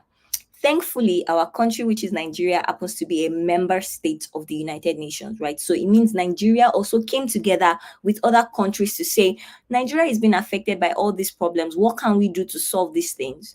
And in 2015, they decided that, you know what, let's set some goals for ourselves that we'll try to achieve by the year 2030. And we're going to call these goals the Sustainable Development Goals. Right. So the SDGs for short, I mean, you're not going to be leaving this call to say, I don't know what the SDGs are or what they are called. They are also called the Sustainable Development Goals. Sometimes they are called the Global Goals, right? And sometimes they are called Agenda 2030. So because you're in this class tonight, you can't say you don't know what the SDGs are anymore. Because you're in this class, you can't say you don't know what they stand for. Because you're in this class, you can't say you don't know when they were developed. They were developed in 2015. You can't say you don't know when they are supposed to be, achieved. They're supposed to be achieved by 2030. And we're in what year? Guess what? We're in 2023. So it means we have 7 more years to go. So you, just by evaluating it where you are seated or lying down, do you think that we are making any progress? And we have 7 more years to go. Right. And you can also say that you don't know which body came together to form the SDGs. They were formed by the body called the United Nations or the UN. Now, because it's a world leaders kind of initiative, the SDGs currently serve as the global blueprint that countries are using to solve problems. My own exposure to the SDGs, I've always been an impact driven person. Like right from when I left Obafemi Awolowo University in 2016, I've always gone to an orphanage, trying to help out, trying to fix things, fix problems here and there. But I was just doing it. I wasn't really thinking about the SDGs because I didn't even know what the SDGs are.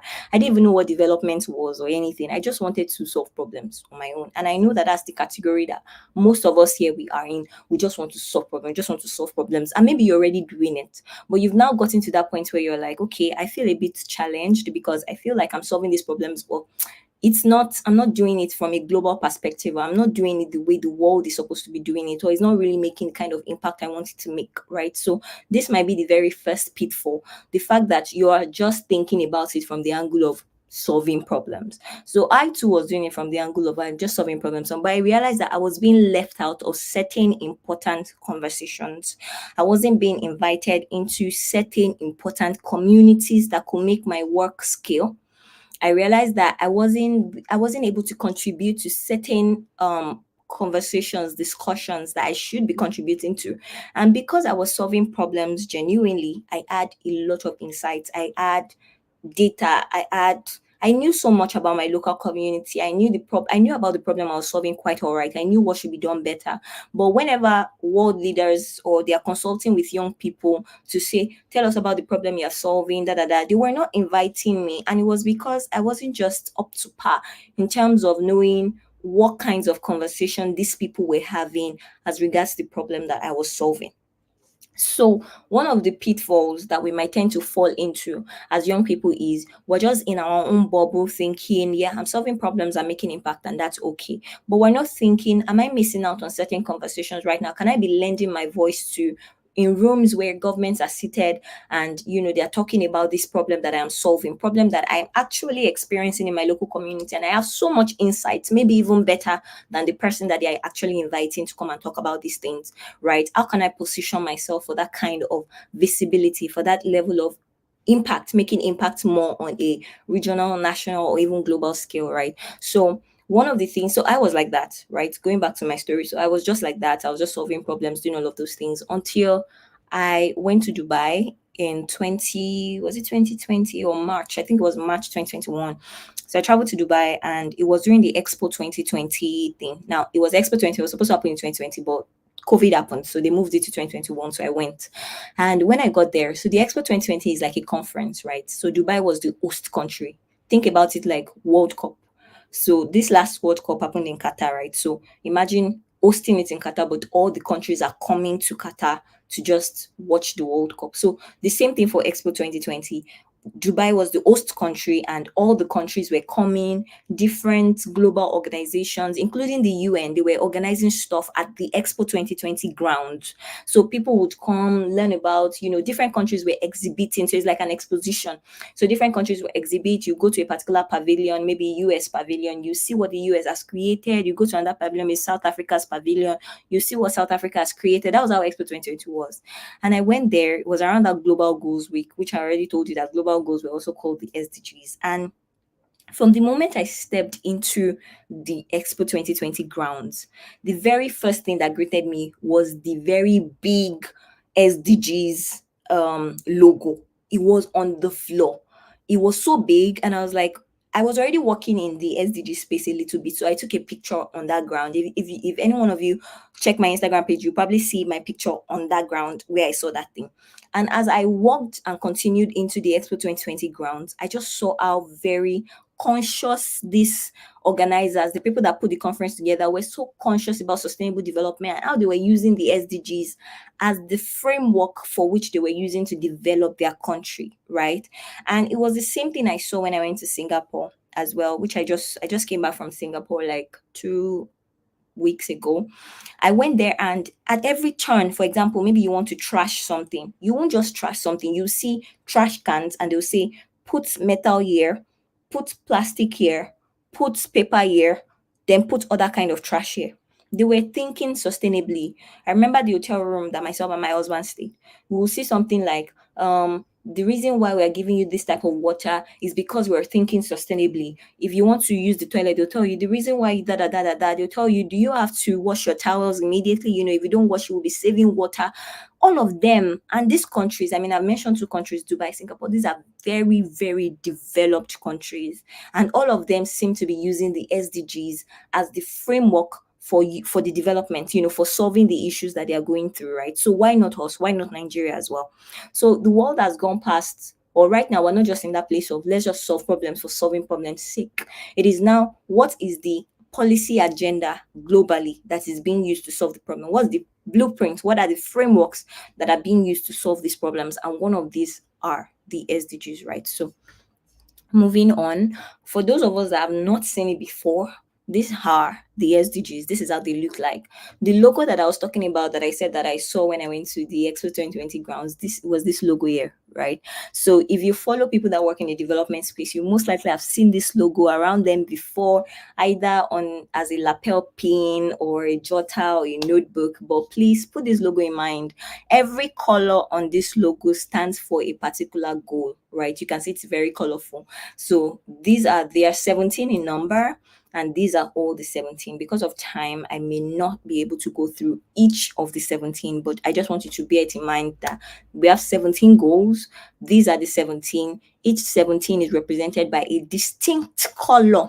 And the reason why I say color again is because you might think it doesn't really matter. But if you find out that the initiative or the project you want to build, it falls under a particular SDG. So let's say you're working to let's say you're working with Ministry of Environment, and the project you're working on is to ensure that trees are planted, they're not cut down illegally and whatnot. It probably means you're working under this SDG, which is life on land, right? So if you want to build an initiative around it, you probably want to be thinking, okay, how can I inculcate the color green in what I am doing? Do you understand? So you don't want to use a color like red, for example, because you're like, okay, green is the color, and even without me saying much, when people see green, they can see that I'm working under the environment.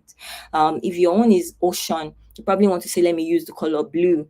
If you're somebody that your own initiative, business, or whatever is focused on health, good health and well-being, then you might want to use green as well, but you can see that they're all of different shades, right?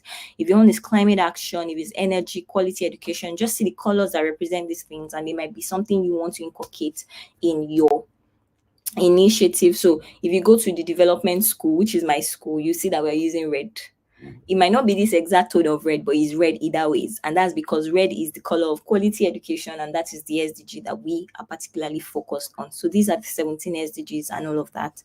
Now, in terms of understanding the SDGs from the aspect of avoiding pitfalls and crafting impactful solutions, based on everything that I've taught you so far, the very first thing that I want you to understand is, leaving the SDGs aside, what problem is actually affecting your community? What problem are you actually as a person looking to solve?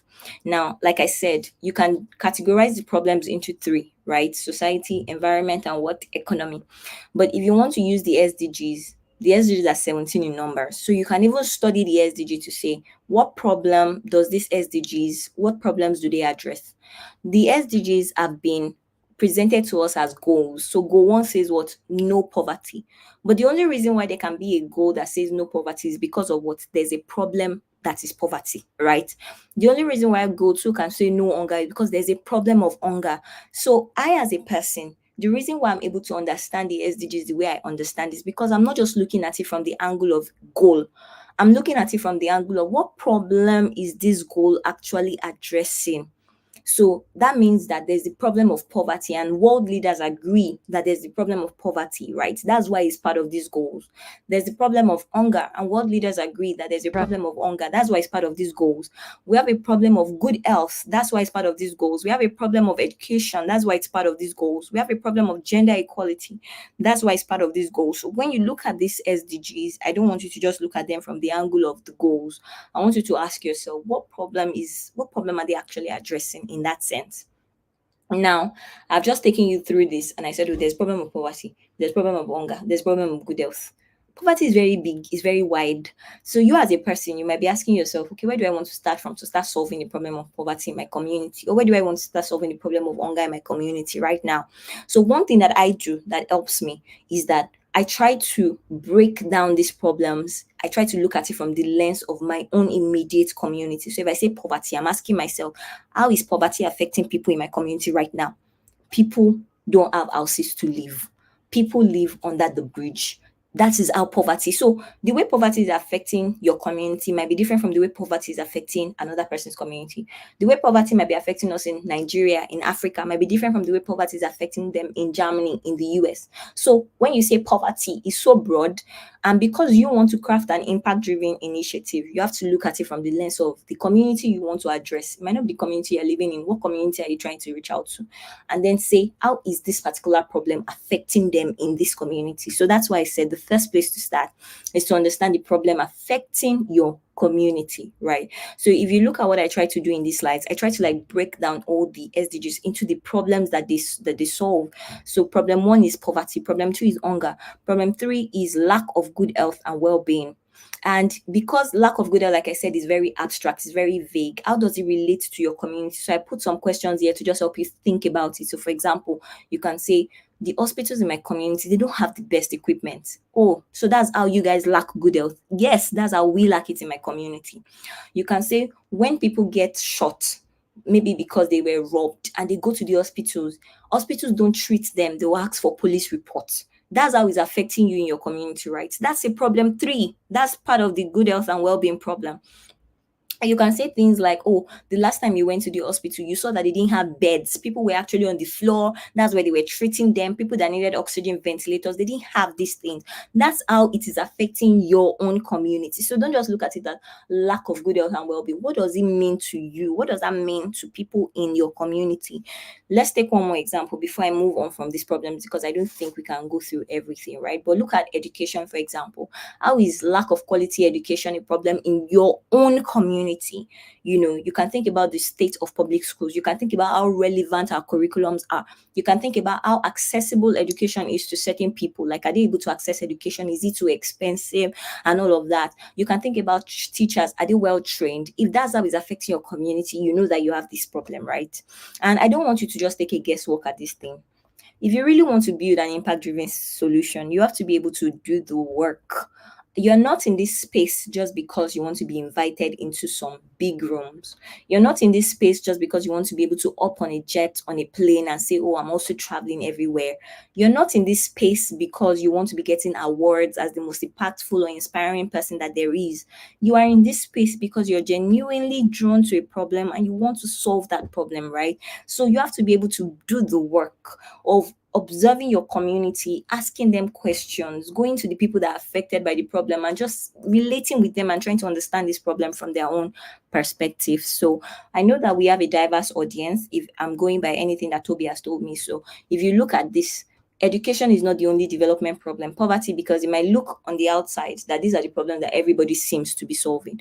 But there's the gender equality problem.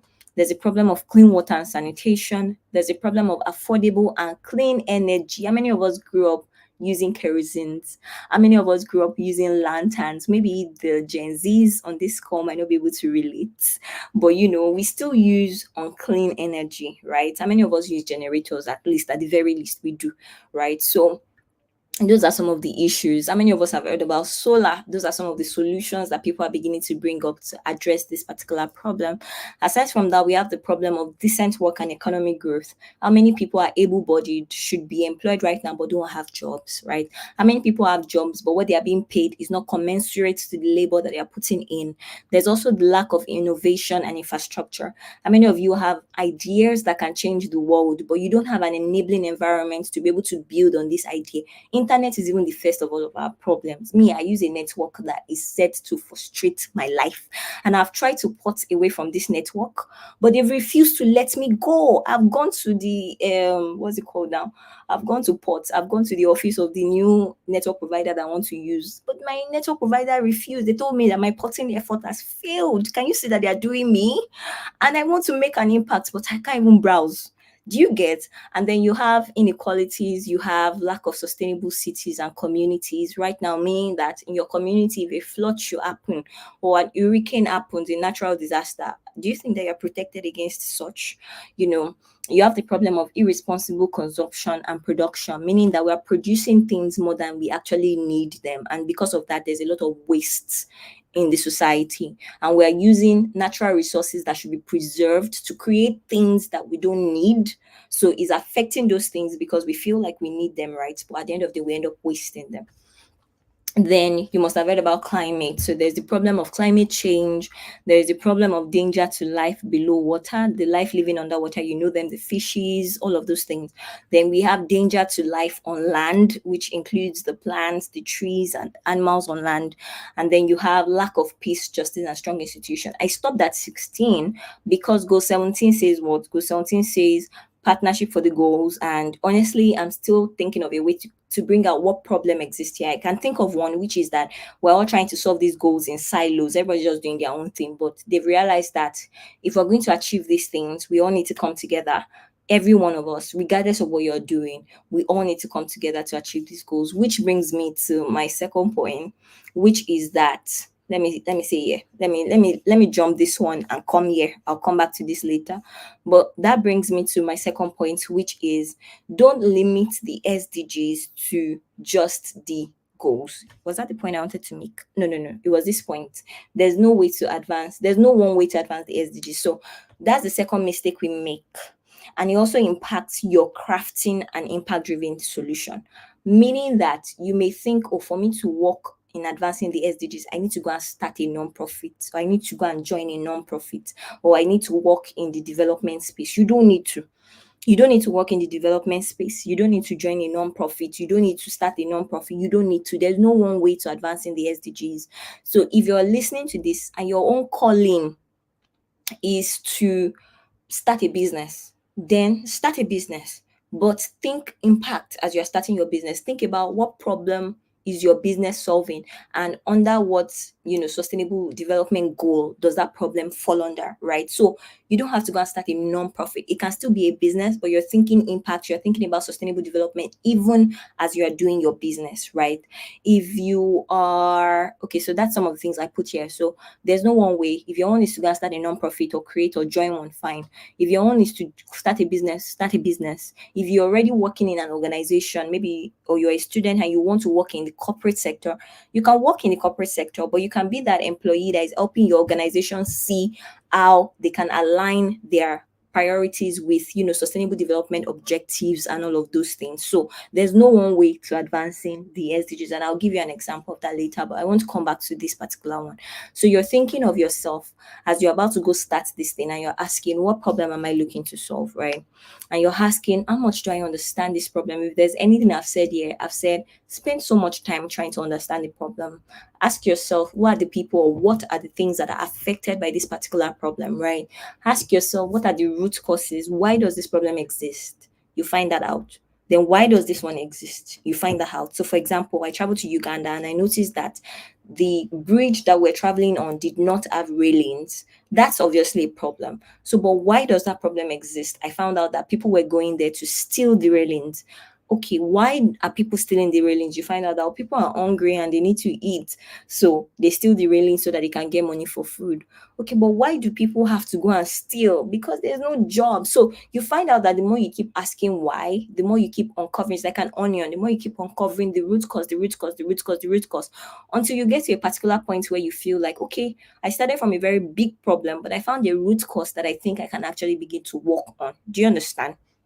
Then another mistake we make here that you need to kind of like avoid if you're going to build an impact-driven initiative is to limit the SDGs to just the goals. How many goals did I say that they are? I said there are 17 goals. And before I forget this, I should also add that by the time you look at all the 17 goals, you realize that you can still break down the 17 into societal problems or societal goals, environmental goals, and economic goals, right? So a goal like decent work and economic growth is an economic goal. A goal like climate action or life below water is an environmental goal. A goal like quality education is a societal goal. So everything still links together.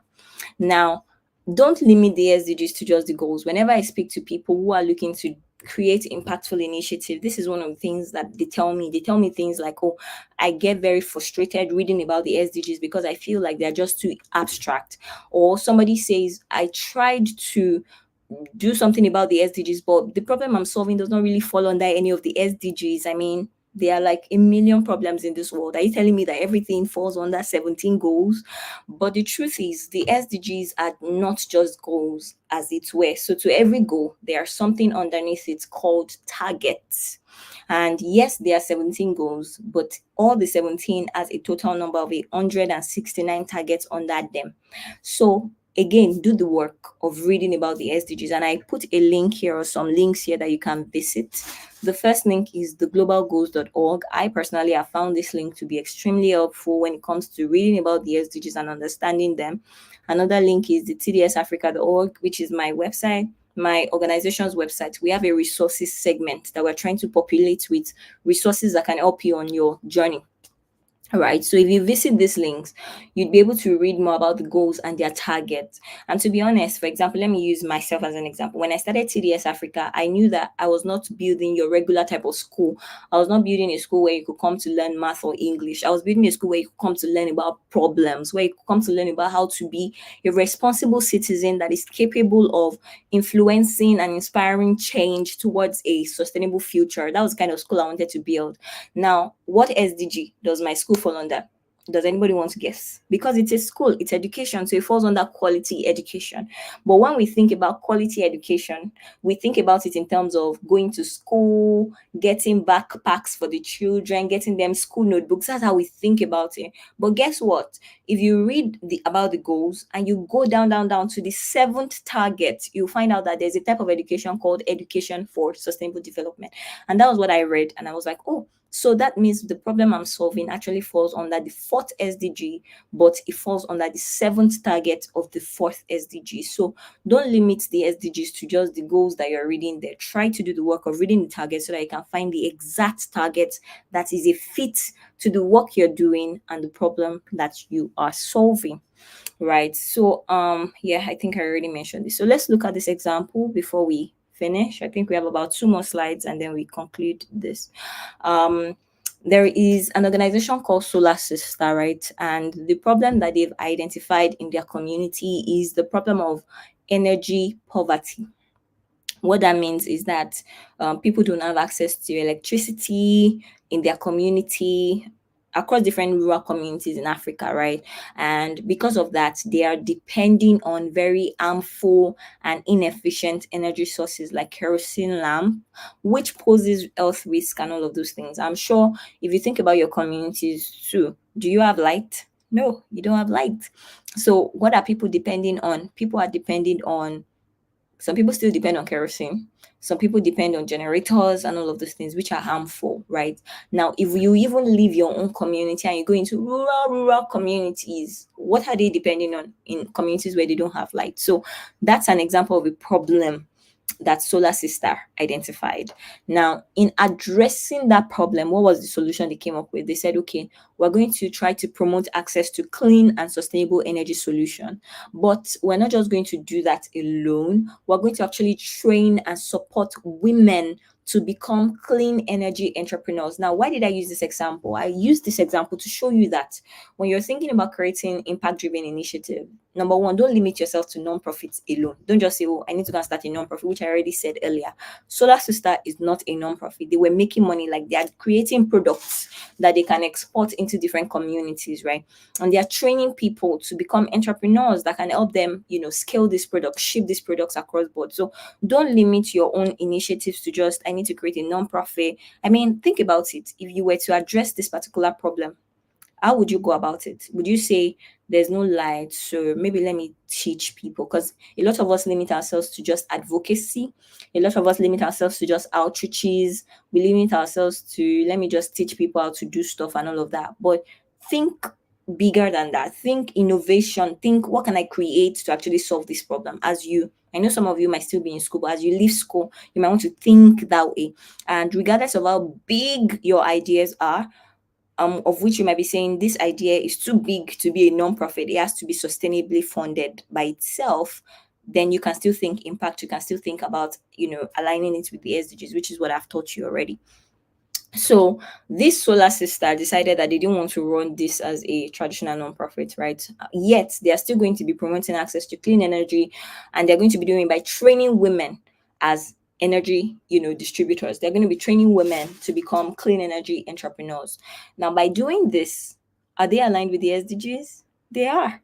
Are they solving a problem? They are. Are they making an impact in their community? They are.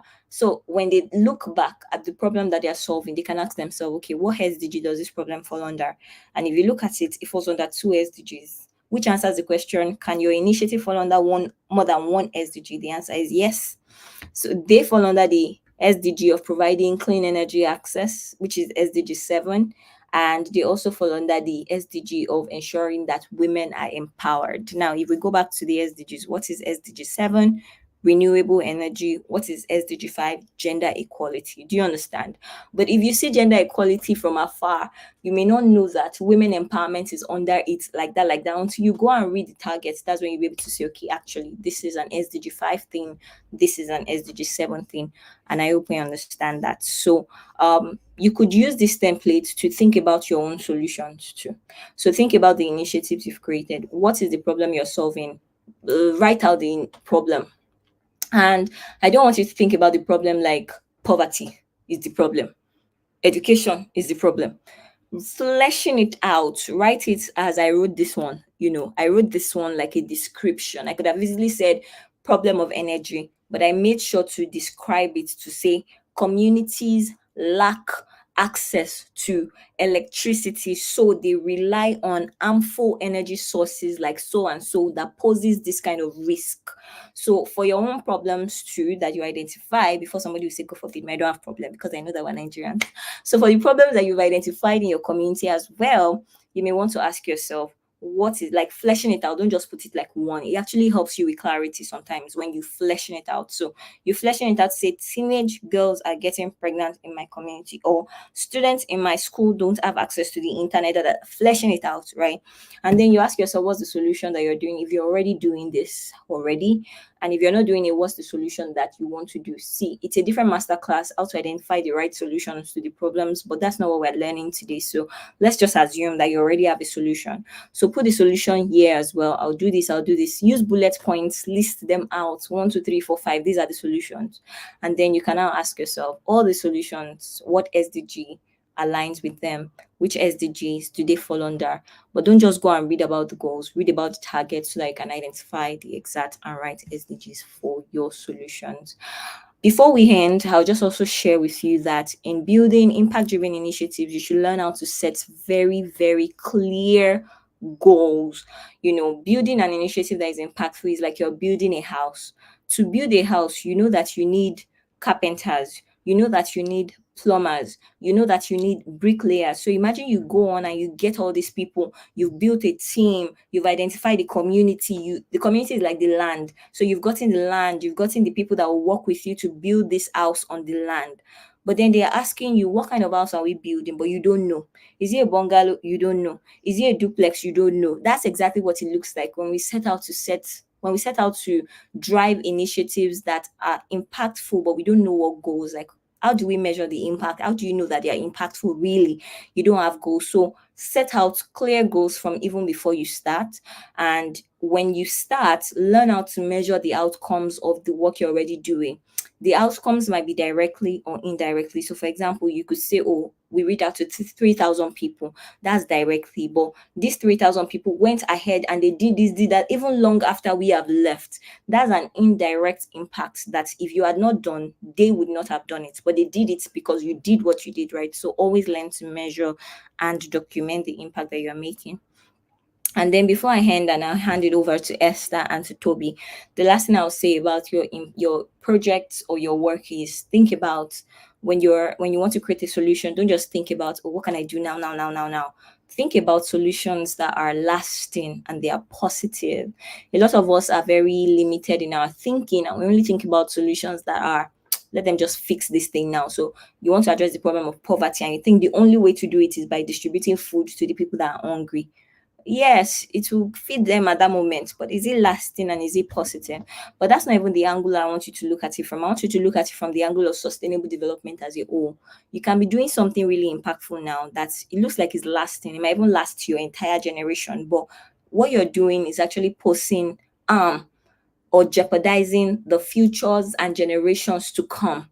So even though it's impactful, it's not sustainable. It's not sustainable development. So let's say, for example, you want to create, let me use an example. Let's say there's no water in your community.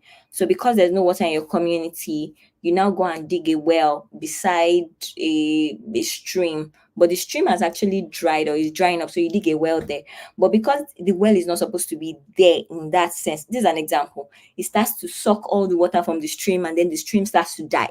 And as the stream is dying, all the life sources that are depending on the stream, like say maybe trees and everything, they just start dying. But your well is still working. In fact, everybody's like, thank you for building this well. But as impactful as the well is, it's actually causing damage to some other things, to the environment. So that's kind of development is impactful, but it's not sustainable, because at the end of the day, you're causing even more damage that you may not see it in your lifetime, but it will come and affect people that are coming after you. So when you're thinking about your solutions and your impact and the impact you want to make when you're crafting your solutions, don't just think about now.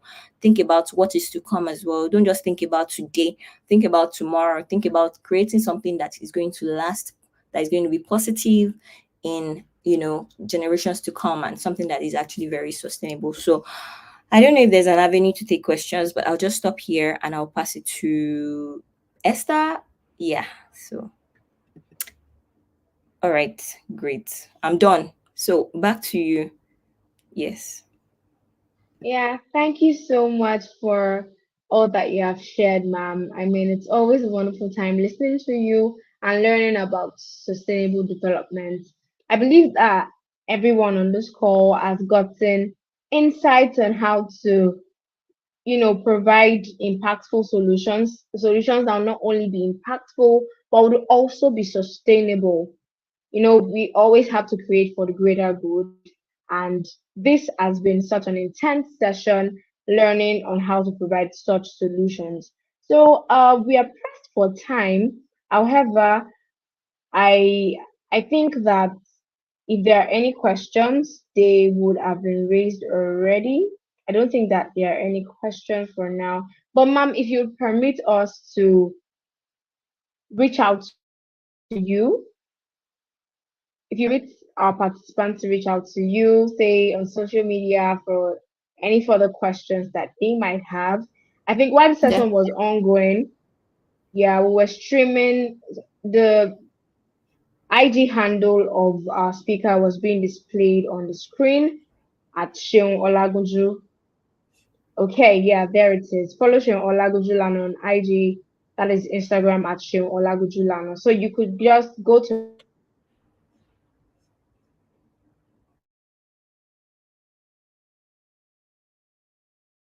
Instagram and questions. She has given us so much, ma'am. We really appreciate you, appreciate your time,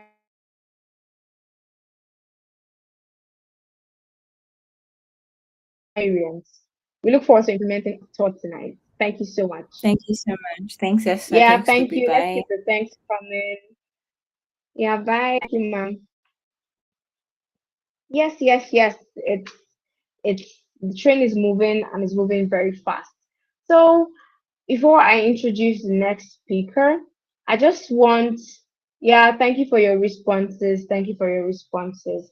I just want someone to quickly state in the chat box Newton's first law of motion. Very quickly, let's see the participants that still remember basic sciences. Yeah, thanks for your responses, everyone. So much insight. Thank you so much, ma'am. So very quickly, Newton's first law of motion. Newton's first law of motion. I'm looking forward to seeing that in the chat.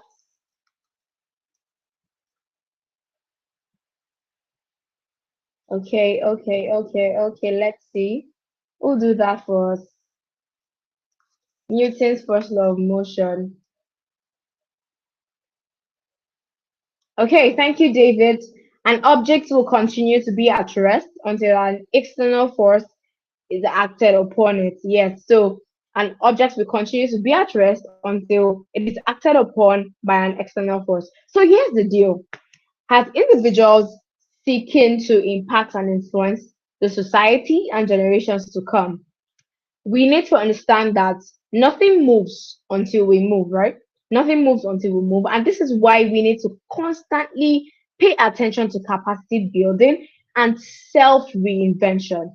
This is why self reinvention is very vital. And like I shared earlier, life is majorly inside out. And to change the world, you must constantly be renewed. And this brings us to the final session for tonight, the session on self reinvention secrets for a life of impact and influence. And I'm going to share with you that this introduction, like the insight that I've just shared in this introduction, I learned it from an Instagram post by our next speaker. And if I could learn so much from just one Instagram post, how much more a live session to listen from this speaker by himself. So now I'd like you to sit back and please be more attentive than you have ever been, because you are sure in for a transformative moment. This moment is a defining moment and will set you on course for greatness, set you on course for greater strides, even in your career. And so, with utmost joy in our hearts, can we welcome to this stage a transformative leader, a renowned inspirational instructor, and strategic and transformative leadership consultant, Femi Tiamiyu. A round of applause, please, and a rush of your favorite emojis. Thank you so much. Welcome, Mr. Femi. We are honored to have you here and cannot wait to learn from you. Operational Thank you instructor, so much. strategic and transformational leadership consultant, crafting a legacy in transformative education and guidance. Pioneering Leaders Quarters, FEMI leads a dual-purpose organization focused on promoting effective leadership and cultivating a community of influential thought leaders and socio-economic innovators. Through his leadership development hubs, FEMI has profoundly influenced thousands, shaping resilient and forward-thinking leaders with enhanced capabilities. He has won many recognition for his exceptional leadership impact, some of which include but are not limited to the Royal African Award, distinguishing him among the top 100 outstanding young leaders by the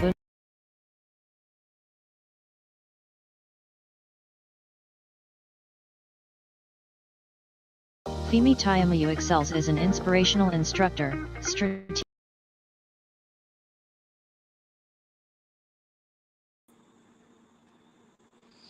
Okay.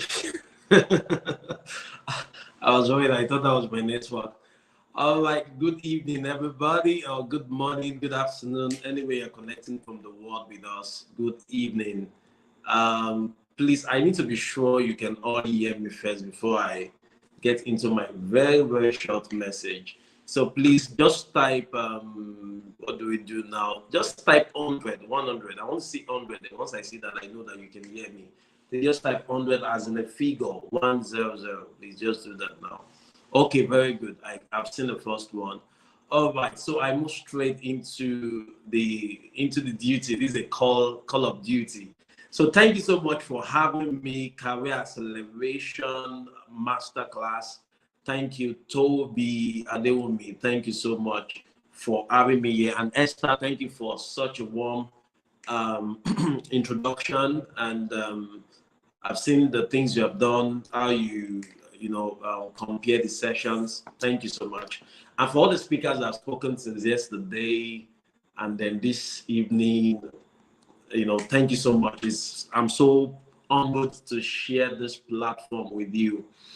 I quickly flipped through what happened yesterday. So much to unpack.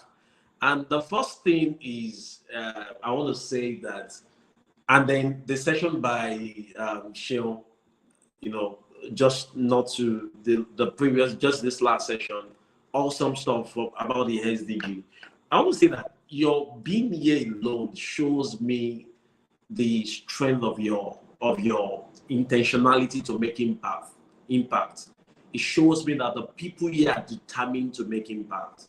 Your being here, that commitment on its own, because to learn and to unlearn is one of the most difficult things to do. Now, there's a place for implementation, but you see, people, it's more difficult sitting down to learn. Okay, we are talking about tech skills, we're talking about inventing yourself. It's difficult to sit down to learn those things. I've done some tech courses, and then some of these courses, sometimes we're using 5 weeks, 6 weeks. And people that paid for money, people that came in passionate about the courses, I mean, we all paid to be a part of this session. Just 2 weeks after, there's a layback that even you yourself, you need to remind yourself that, I know I'm in this for. Like, I meant it. I meant the best of this program by coming in. And so I'm in need for it. And then I need to tell myself that I need to give myself to the whole of this. So it is never easy to learn. Someone said something, I've been Toffler said something, that the illiterate of the 21st century is not somebody who cannot read nor write. is someone who cannot learn, unlearn, and even relearn. So we're in that phase of, some of us, you're learning. Some people are learning. Some are relearning. All right, so let's get to impact very quickly. The impact. This goes hand in hand with a project I'm working on, the laws of impact. I'm working on a masterpiece, like 17 or 21 laws of impact. I don't know the number is going to stay with. So from that manuscript, I want to bring out like 5 laws that I feel is, in line with what we are doing tonight. Just 5 laws. The first law I want to state with you, I want to share with you, is the law of intentionality. Intentionality. You have got to be intentional. As I listened to Shaun speaking, I could see a lot of intentionality in all of what she's talking about. So it takes intentionality for you to even sit down to analyze the problem. It takes intentionality for you to sit down and look at the root cause of a problem. Not just looking at the root cause, looking at the chain reaction, all the things connected to the problem. It takes a lot of intentionality for you to even want to solve a problem. So you have got to be intentional about it. I said something in my book. I said deliberateness about impact prepares you for the real deal. So you have got to be deliberate. I mean, man who talks about deliberate so much. There is nothing. You want to raise a good family, be deliberate about it. You want to have a good health, be deliberate about it. In my household, there are certain things, there's certain kind of food we say, okay, we don't need to wait till the whole day before we stop eating this kind of food. For us to stay fit, we are deliberate about it. So what is that thing all the speakers have been pointing out that is already reminding you of the area you need to make impact? I'm trying to, echo the message back to you now. Be deliberate about it. Be deliberate about it. There was a season in my life where I think on the level, it wasn't even 200 level. On the level then on campus, that's 2008. And then I had this exercise book. I was even sharing this with some student in Uniben a few days ago. I had this in like an exercise book in which I wrote different topics. I would just write on the theme of those books. I just write topics, just one word. And what was I doing? I gave myself a target. I said every one word of this, I wrote the whole exercise book. I think it was even 80 leaves. And I took myself that I was going to now. This is the second place I'm sharing that. I shared that in the Uniben's class, and then I'm sharing that there. Of course, we have professional. This for professionals. So, because of the path I'm tilted to, so I had to tell myself, okay, all these books. So I made research about each of those things. So every topic I had to research on it, both from the Bible and then both from the internet, just to know how to dissect that word, the thorough understanding of that word. Why? Because it is related to my home field, giving me the discipline it requires. And you could hardly wake me today. I'm not saying I'm master of what subject or but I can have an idea of many subjects. Not going into technical terms and all that, but how things operate, how success, significance, survival operates, in the real world. So it is about that deliberateness, because I know a time will come when that demand will be requested from you. There are times you can go back to your textbook and say you want to quickly go and read. It is what you are fed upon that you give out. So deliberateness is key. My message for you tonight is very key. Please stay with me. And do well to, just give me a feedback by typing something. Just type, the things that strike you. Number 2, the second law I want to speak with you, I want to share with you, is the law of the sphere. The law of the sphere. The law of the sphere simply states that. There is a particular niche you have been called to serve. There is a particular region, and SDG, it just looked like what, was shared about the SDGs. There is a particular area that you have been called to serve. And in this particular law of sphere, we have 7 categories of sphere. We have the family, religion, politics, education, media, science and tech, and then entertainment and culture. You will find out that one way or the other, there is just a way that an assignment of yours is tied, to these 7 spheres of influence. So your own duty is to find it. You discover that as you're even trying to accomplish some of the SDG goals, you are indirectly operating in a sphere and then impacting somebody in the sphere. For example, families, as Shaun shared with us. The family, look at a family that is suffering from electricity supply, and then you are proposing a better way, renewable energy to them. And then, so that is, you are indirectly impacting a family problem. So, though is a communal issue, but the family is directly impacted. So, it is you coming to that point of what is my sphere? Where have I been called to make the impact? I tell you something, the place where you make the greatest impact is the place where you wield the largest power. The place, your place of strength is the place where you wield the greatest impact. So what is that place? So you see, you have no time, like I usually tell people, you have no time to check time. You have no time to keep going about what is that one's fair. Of course, at an early age, a tender age, you can experiment with this, experiment with that, experiment with different things. But a time comes when it's been requested of you to tell people the specificity of your assignment. Yes, that's the word. The specificity of your assignment. Every type it down there. The specificity of your assignment. The basis of your assignment. That very point. And so that is your peak point where you make the loudest impact. And that is the place where your vision is the loudest. So you find that sphere.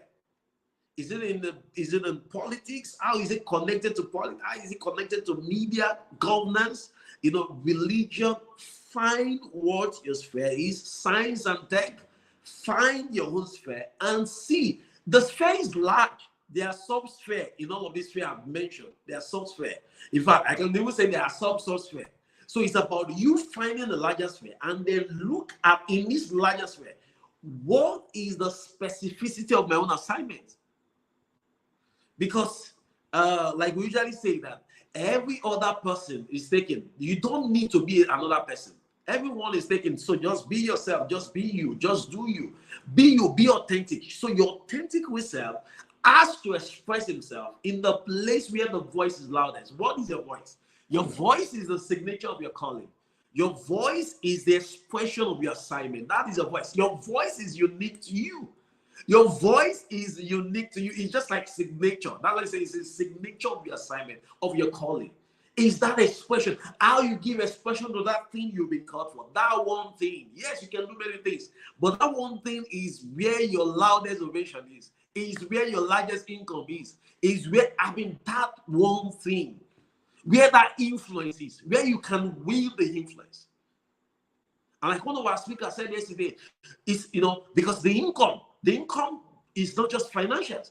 Financials is very key. It comes also with financial. What about the social capital? What about human resources? All right, so that is the law of the sphere. I move to the next one, which is the law of the resources. The law of the resources.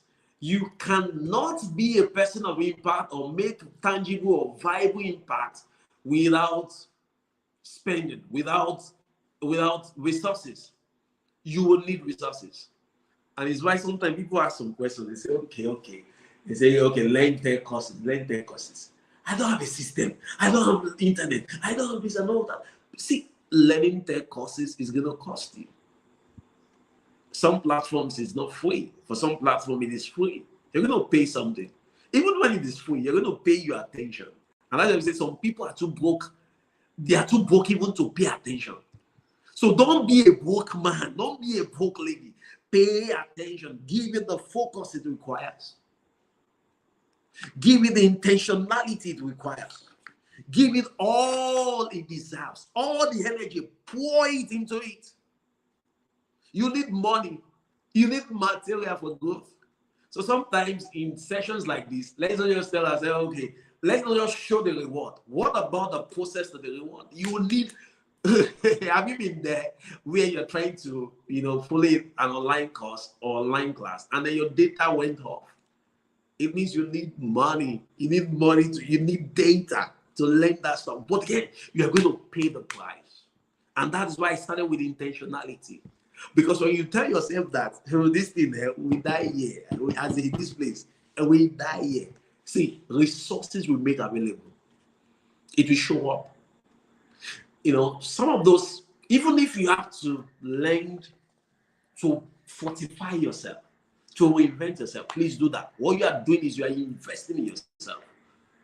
We know how to lend money to buy clothes, to buy, wants, to satisfy wants, and then we don't know how to lend money to satisfy needs. That's the difference. There is a need, there is a want. There's a want. So where are you? On what path are you staying? So you have got to go for needs. It's a need. Your investment in yourself is a need. It's a capital project. Because the greatest investment is in the vessel called you. It will keep yielding results. So you need resources to get it actualized. You need timing. You need training, exposures. And they are going to cost you. And sometimes the costs are not smiling. Sometimes you have to get involved. It have to be like, in fact, sometimes it's a cost that sometimes require you doing international transactions. And then, but you have to pay the price one way or the other in the most legitimate way.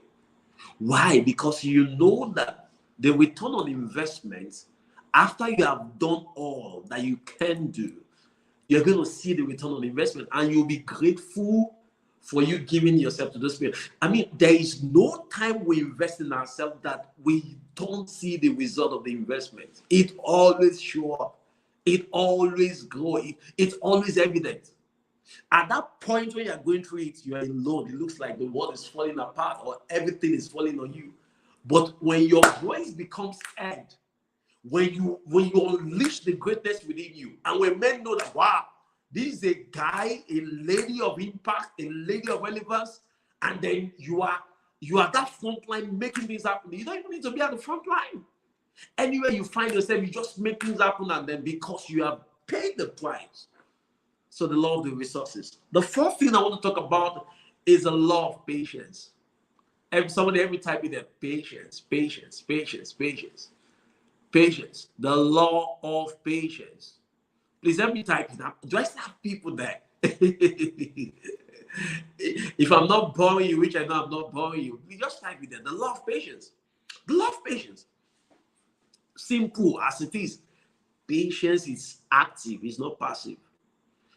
Patience is not you just folding your hand and saying, what would I do? They say I should be patient. They say just no. Patience is an active principle, it's an active ingredient. You put patience into what you have got to do. Your growth or your reinvention process require patience. And I need to bring this to the fore right now because many people in our time, I understand that it's a jet age that we are. In fact, I believe that it's an age even outside of jet because the speed is crazy. You see, but speed has got to be directional. Speed has got to be directional. So with your speed, I tell people it's no longer slow and steady. It is speed and steadiness. But with that speed, understand that in between the processes as you're learning, as you're trying to evolve, understand that patience also is key. Patience is important. You need patience with people. You meet different kind of people on the pathway. And you can't get it wrong when you talk about human resources. And that's something when people talk about when they talk about Gen Zs and all that, they say Gen Zs, emotional health, how Gen Zs will use emotional health to say, well, I'm not you're affecting my mental health. My mental health is challenged and all that. I quit. Hey, oh my God, can you quit? They don't just quit that way. I quit. Just like that. Just like that. We don't burn down bridges. We connect bridges. I learned a long time ago. Don't slam the door don't slam the door because you might need to use that door some other days. So you have got to take people's, your relationship with people very important. And that's where the patience comes in. So when you're working with a difficult head, a difficult boss, and all, there is a principle to win with a difficult boss. There's a principle to win with somebody who is studying. There's a principle to win with different kind of persons. If you just need to master the people principle and then win with them. So patience with people is important. Patience in the rising. It requires a lot of effort to rise. And it requires wisdom for you to stabilize your rising. Oh, let me say that again. It requires a lot of effort for you to rise. That's the energy you are putting in, all the energies, all the evolving and all that. And when you get it, you need wisdom to stabilize that rising. You need patience also as you go. And so you begin to discover that as I talk about this patience, I do not actually mean that be slow in time and all that. I'm just trying to tell you that observe the principles, observe the crossroad, the signals on your path. Don't get to a path and because of a small discomfort and just give up or you cave in. No, push it. Sometimes when we don't take the first step, we don't see the provision at the end of that staircase. Just move. And that's what the rising requires, that effort. It requires the effort. Patience and growth. As you grow, it requires patience for you. It's not slacking. It's not like you're just waiting. But understand that, like I heard one of our speakers yesterday, saying that even when she was doing freelancing, she didn't get a job for the first 6 months. That is reality speaking there.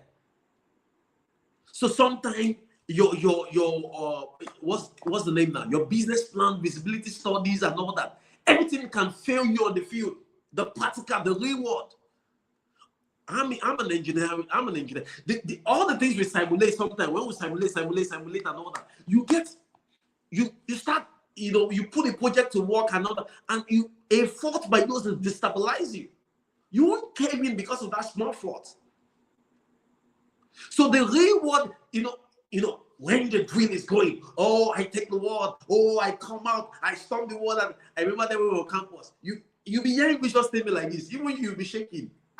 Yes, you give messages that you look at your life and say, Jesus, do I have a hey, God help me? Do I have a purpose in my life like this?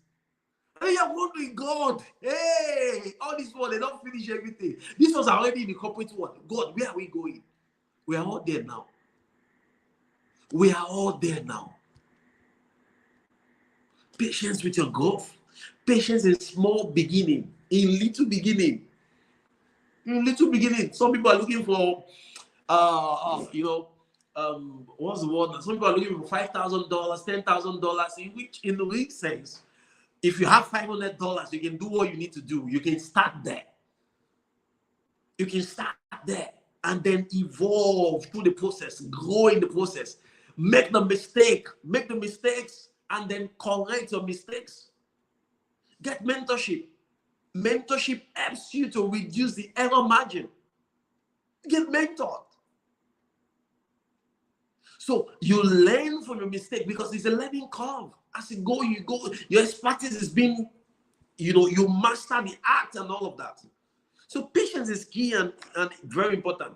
And the last point I'm saying, so that someone can smile and go to bed, I think it's going to be very short. And the last one I'm sharing is the law of evaluation. The law of evaluation. You have got to keep evaluating yourselves. You need to evaluate yourself. What are you doing right? And this amazes me because sometimes when we evaluate ourselves, we just some people don't evaluate themselves is that they don't like seeing the place where they miss it. You just want to see yourself scoring, ticking, but evaluation is key. Even for the things you do right, evaluate it. And that's the importance of data. That's what data analysis or data analytics is all about. Okay, you made a particular sale so much in a particular month. What happened that month? What did you do differently that month? Or who came into the neighborhood or who patronized you that month that made the sale so excellent? So we go back to the track record. What are the principles or this project I've been doing? Then there is a jack up here. Or what caused the descent there? Evaluate. It's the largest room, the room for self-improvement. Evaluate. What you focus on magnifies. What you focus on grows.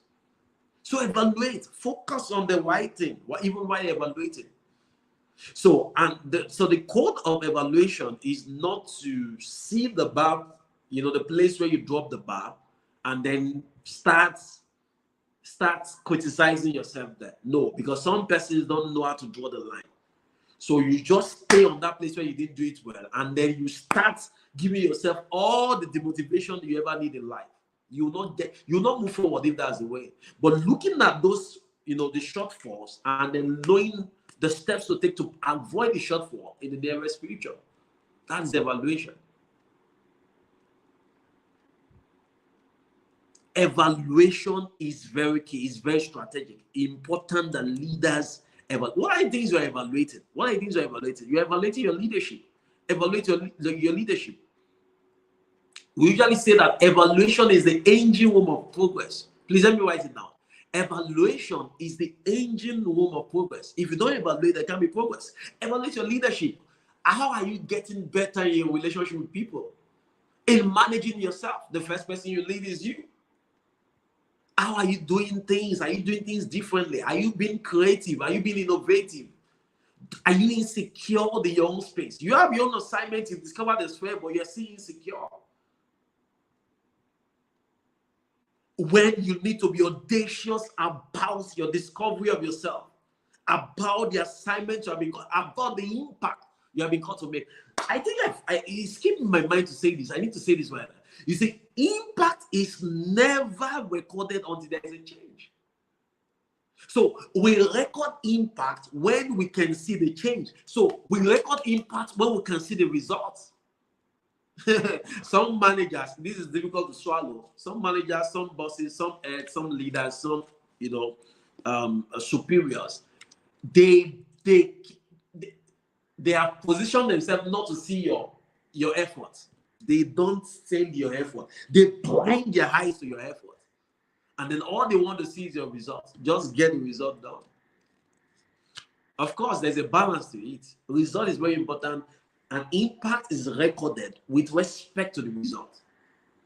But of course, that process, and that's why I talked about the patience, the process, they count. So it's not just about, what we used to say that the means, the end justify the means. No, in our own world, we say the means is everything. Not like the end justify the means. Because you could use an illegal way to get the results. You could copy your partner to get the results. But what genuine, legitimate way are you using in the process to get the results? So the means is very important. And it shows you that, because the algorithm of life is not just about the YDS. The YDS, differentiation, integration. No, it's about real life problems. Solving real life problems is not a one way, it's not a one way to the market. It's not a one way to the solution. It's not, different steps that count along the way, and then that you are learning even in the process, and then they can lead you to a point where you go, okay, this is how to get to that point we want to go to. All right, so activities must never be confused with impact. Okay, so we go to, I say evaluate your leadership. That's the first thing. The second thing, evaluate your resources. Coming back to resources again. What are the resources, at your dispenser? What are the resources you have to work with? Your experiences also. Evaluate your experiences. That is when you know that, okay, the skill sets I have right now, they are not enough. What do I need to do more to activate or to increase my skill set? What do I need to learn the more to activate my skill set, my brain set, my time set, my mindset? Yeah, all of these set, my soul set, art set. What art set talks about the passion. What was the passion? Soul set, the emotion. How connected am I to my place of impact? Skill set, the level of competence. Are you still in the point where you are unconscious competence, conscious competence, conscious, what's the next one? Conscious incompetence, and then competence, unconscious competence, where you are at that point where you have learned, you have gained mastery of what you need to do. First stages I said there, unconscious incompetence, the point where you don't know what you need to learn. And then the second point is conscious incompetence. Conscious incompetence, where you know what you need to know. And then you get to the next point, conscious competence. Now you have known what you need to know, and then you are doing it well. And then you get to a point where you are unconsciously competent, where even when they wake you to sleep, you can get the job done. You can just, get the job done. Mindset, asset, you put all of these resources together, and then you can evaluate very well what you really need to get to that, finish line. And then the last one, your team's makeup.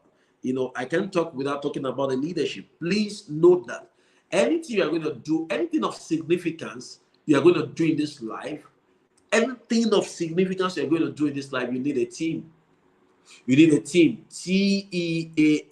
Team. You need a team. One, according to Dr. John C. Maxwell, I usually call him Daddy Maxwell, one is too small a number to attain significance. So don't think about yourself alone. Think about a team. What team am I engaging in this assignment, in this project, in this impact work? How do they come in? Team, we usually say together everyone achieves more. Together everyone achieve, more. So how am I bringing it? How am I synergizing the abilities, the strength, the power of everybody together? Always think team. Always think team. You think the power strategies.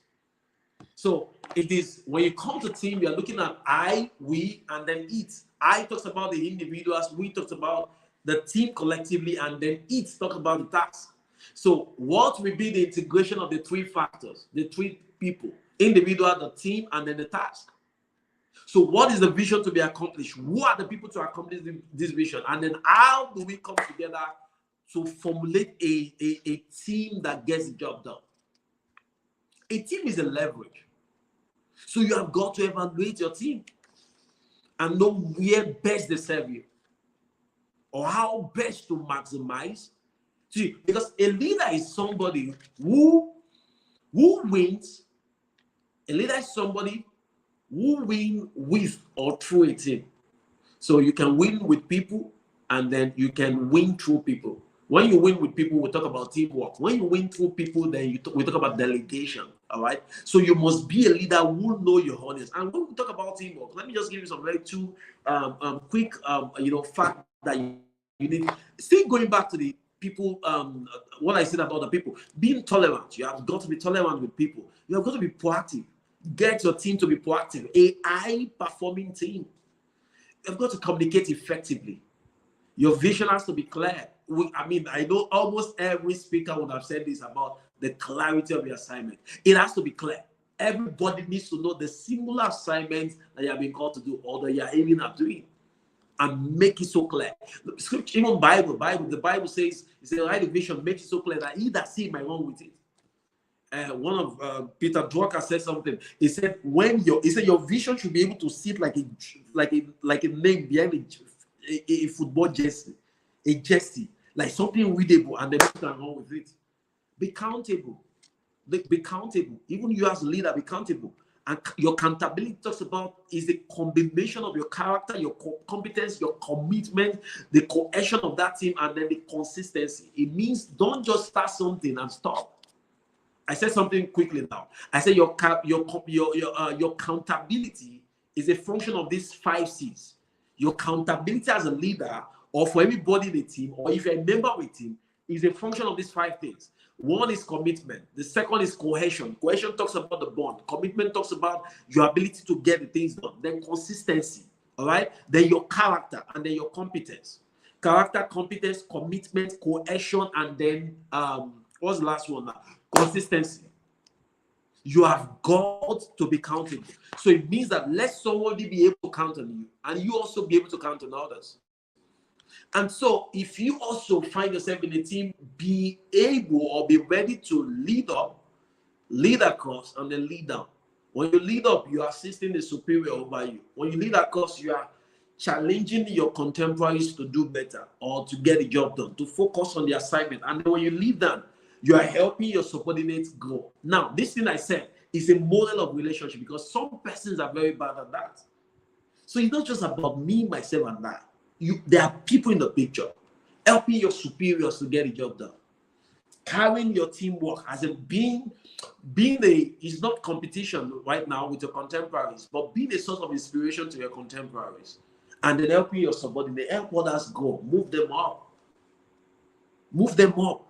We lose. A candle loses nothing by lighting up another candle. So let's not. And when they start ending than us, when they do it better than us, see, don't be insecure. Don't be insecure. Your rewards are sure. Because in this same law of impact, I have something called the law of compensation, but I can't get into there now. I think we'll talk about the income, the influence, and then the impact, the influence, and then the income. I know many sessions have talked about the income part. So there is a compensation for you. And then celebrate victory. So when the project is done, when the assignment is done, celebrate victory. Celebrate it. All right. So with this viewpoint of mine, I think I don't know if we have questions, but I hope I've been able to inspire you and not to, convince you and not to confuse you that you are a person of impact and relevance, and start implementing all that has been taught in this 2 days career acceleration masterclass for the growth and advantage of yourself and for our world collectively. Thank you for having me. Thank you, Toby, and thank you, Esther. Thank you so much.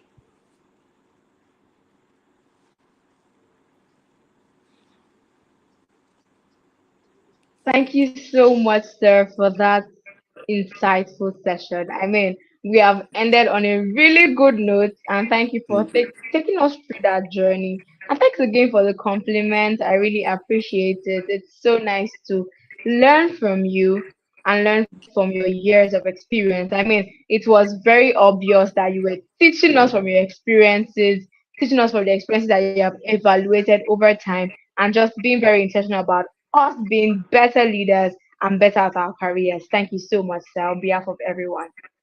Thank you We so much, appreciate Esther. you. Thank you, Toby. So I don't know if there are any questions in the chat box Okay, before a I quick invite. one. While we are waiting for the Okay. question, I would just like to say a very big thank you. Thank you, PFAMs. Thank you so much. We came at a very late hour, but then you still took out time out of your busy schedule. I know you had a lot of speaking engagement, especially this week, which I followed some of them, and you still made it here. We have Yeah. been super blessed. In fact, my jotters are Thank you so honestly, Very much. honestly. full. Yeah, thank you so much, PFMs. We Thank are you. so grateful to have you. Thank you so much for gracing this. Thank you. Yeah. Thank you guys for having Thank you so much, sir. I mean, my daughter is loaded, I should share. Loaded. And two things really stood out for me. Speed is directional and patience is active. me. Those struck me. Those words really struck me, and I look forward to implementing them soon.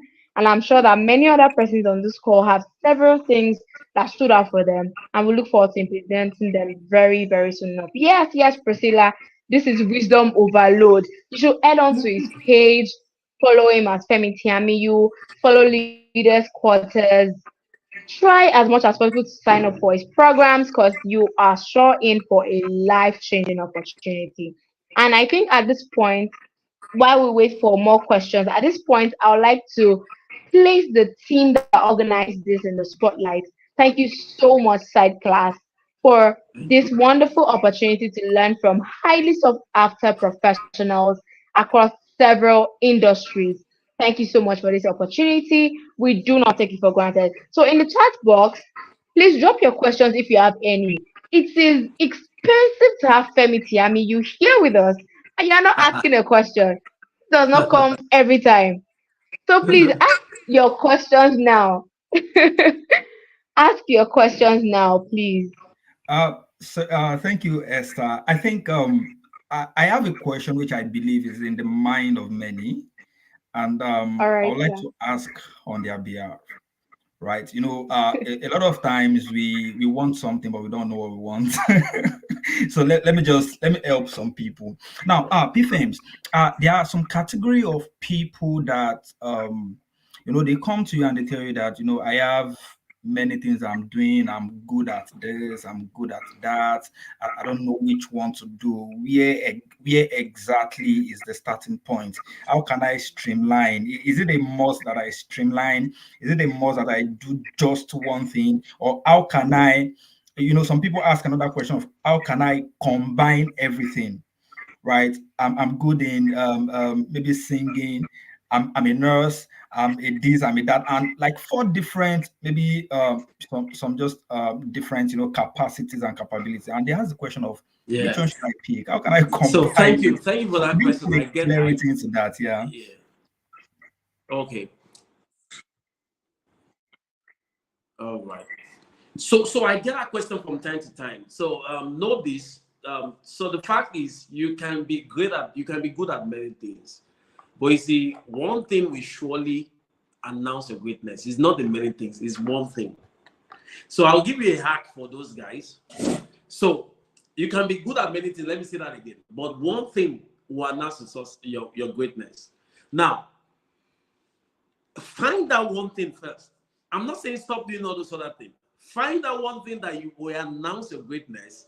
When it announces your greatness, then leverage on that one thing to showcase other skills, to showcase other things you can be good at. I'll give you a simple case study. Like Miles Monroe. Miles Monroe is a great speaker, teacher, author, and all of that. But he sings. But what we know mostly about is that he speaks, he has imparted life to his speakings and all that. But he's a great singer. He plays the keyboard. So that is one part of it. Another part of it also is understanding seasons. Understanding seasons. There are certain seasons you are in. One of those your ability will be the one that should show forth at that period. Will be the one that is the saving grace, is the one the world needs around that time. Showcase that one. But where people also have problems, you might not have asked this, but I will help some people clarify that, is even the ability, the expression of those giftings. How to express it such that your audience is not confused. Because I tell you, people get confused so easily. Yeah, in this part of the world where we have different things jamming you. So it's about understanding branding. You need to be able to brand yourself and know what you are projecting per time, or where you are projecting what where you are projecting what. You need to clarify that. Guess what? No one is going to clarify it for you. You yourself, you see that and look, okay, on this platform, I want to show this forth on this platform. And this platform, this is a part I want to show forth. But if you can throw in your power the most to get that one voice very loud, impactful, significant, powerful, and then that people can they know you with that one voice, and then you have risen to a level of influence where you are recognized with that one voice, then you can begin to release those other expressions. And you do this thing, I do it too, and then blah blah blah blah blah like that. So seasons, and then find that one point. Because there are seasons, there are three or four stages. There's survival stage, and there's stability stage, there's success, and then significance. So wisdom is knowing the stage you are in and knowing what needs to transact those stages. I'll take it again. Survivor, stability, success, significance. So they are not same. There's a point where it's survivor. Don't do fake it till you make it, even in your survivor. It's survivor.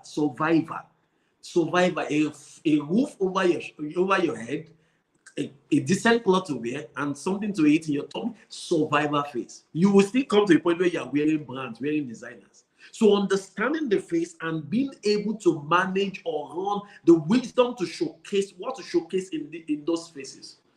And then stability, where you're trying to learn the rope and master the rope, and then success. And there's what significance, when you are helping others to pass through that phase, to navigate that phase. And that's what every one of us must get to. Let me pause here because it's late already, and let's not. All right. Thank you so much for that response, sir. Thank you. Very detailed, concise, and straight to the point. Thank you, sir. Okay, one final question before we let you go. Please permit us. The final Yeah. question is about how to create a team from the start and how to go about joining a team. Okay. All right. So I have to create a team from the start. The first thing is what is every team needs a leader. Two key top ingredients for a leader. Anyone who follows me will have heard me saying this many times. Two core ingredients. Number one is the vision. Number two is the people. So the vision is created by the people and then for the people. Look at that. So the leader backs the vision. Number one, the leader is a subset of the people, and then he backs the vision. He or she, in fact, I love using she, was there. She backed the vision and then for the people. Every vision has in its centrality the theme word called people. So when you have the vision, number one, who are the people to help you accomplish that vision? And who is the vision meant for? That is the starting point of creating a team. So it's not just creating a team, it's creating a team for functionality. It's creating a team for the purpose of the team, for the purpose of an assignment. So then that is that. Then how do you join a team? What syncs with you? What syncs? What is the vision of the team and how does it align with yours? I tell you, even this simple thing, it can even tell you where to choose the organizations to work with or even churches, religious body to be a part of. And some people are so economical about it. There is no, see, your Bible say, oh, you don't use shame to attract jam. When something is not syncing with your values, or you have a friend who doesn't sync with your value, whose personality doesn't resonate with your value, what are you doing together? Can two work together? I said they be agreed. No, that's what scripture says. So the first thing is, what are we? Do we have same pains? Do we have same? Is there synchrony in our heartbeat? Because a leader checks three things when dealing with people. Number one, what's their pain? What is the opportunities in the path? What is their story? And then their passion, the pain, and then the problems they are facing. What are those things, and how do you come in? So if our passion or pain or problems or stories do not align in anything, there is nothing we are doing for ourselves. Let's just be acquaintances or just for network purpose. When someone would need somebody, that would need to show my resourcefulness skills as a leader, then I will come for you. All right? So that's that. Esther, this smile on your face. PFMs, I'm sorry. I have one more question, PFMs. Just one more. This will be the last. Yeah, you know, we can't bring PFMs here. We just allow him to go like that. No. At all. We should maximize the opportunity. All right. Just PFMs. A lot of people are suffering from imposter syndrome. This feeling that I'm not good enough. I'm not ready. There's one of my favorite quotes. Yeah, it is controversial, but I'm still going to say it. And that quote is, "You are late when you are ready." When you are ready, when you think, I have to wait till I figure everything out. Everybody has left you. They've gone already. Right? Now, there are people who are suffering from imposter. I don't think I'm good enough. I don't think people can want to hear what I have to say. I don't think people want to see what I have to do. I'll just in maybe a short sentence, however you want to answer it. What do you have? What prescription do you have for these people? Thank you so much. All right. So I'll quote the scripture. It's a faith coming by hearing and what? Hearing by the word of God. It is when you are in a place like this, you can, a meeting like this yesterday, back to back, even everything was tricking us left, right, center. Be in such, give yourself this exposure. Funnily, they will not come. And then when it's show, you see where our values are tilted to right now. And it's really disturbing for me. Someone begging a urgent 2K. What will give you more than urgent 2K is here. You are not there. So like we can't keep the truth. We can't be economical with the truth. We have to give it out. So be in a place like this, hear this thing, and let me see the demon that will come and tell you that you're not good enough, you're not good enough. I heard yesterday one of our speakers saying, start now. You learn the rope, you become better at it. None of us start. See, the only thing that starts at the top is the grave. Everybody starts from bottom up. The only thing that starts from the top is grave. So even marriage, I'm a certified marriage mentor and all that. But I tell my guys, you learn on the job. You learn as a husband. You learn, even with all the counseling like you will see the practicality, and sometimes you feel like, oh my king, because I fully 1 or 2 king. Keep on high frame backyard. But you know, because those words has hit you, and then you know that no, I can't do that. I can't do that. You all those words come back to you. You learn on the job. So get doing it. God, the day the guys, and I'm not trying to I don't know when last the voice of discouragement like came echo to me. I don't know when last. Like, I don't know when last. Maybe when I found purpose, 2001, 2 ago. Like, I don't know when last. That is what it does to you when you're in a company like this. You keep hearing things. You find friends who stimulate the growth in you. See, let me just share this quick story. Sorry, guys, everybody. In fact, my bedtime alarm is already showing 10 p.m. But there's something. So, I finished secondary school 2001. I didn't get admission in 2008. I did 8 jams. Then we call it jam. UTME, what they call the UTME and UME and MPCE. That's what we call it then.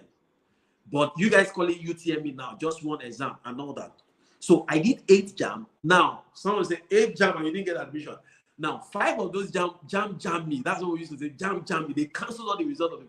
5 of those 8 jam. The 3, I beat cut off. We are getting admission. I couldn't get. This is where I'm going. When I found myself in pedagogy university, pedagogy school before, that's some people call it remedias, before you get admission, I loaded every corner of my room with quotable quotes. Then I was not very grounded in scriptures and all that.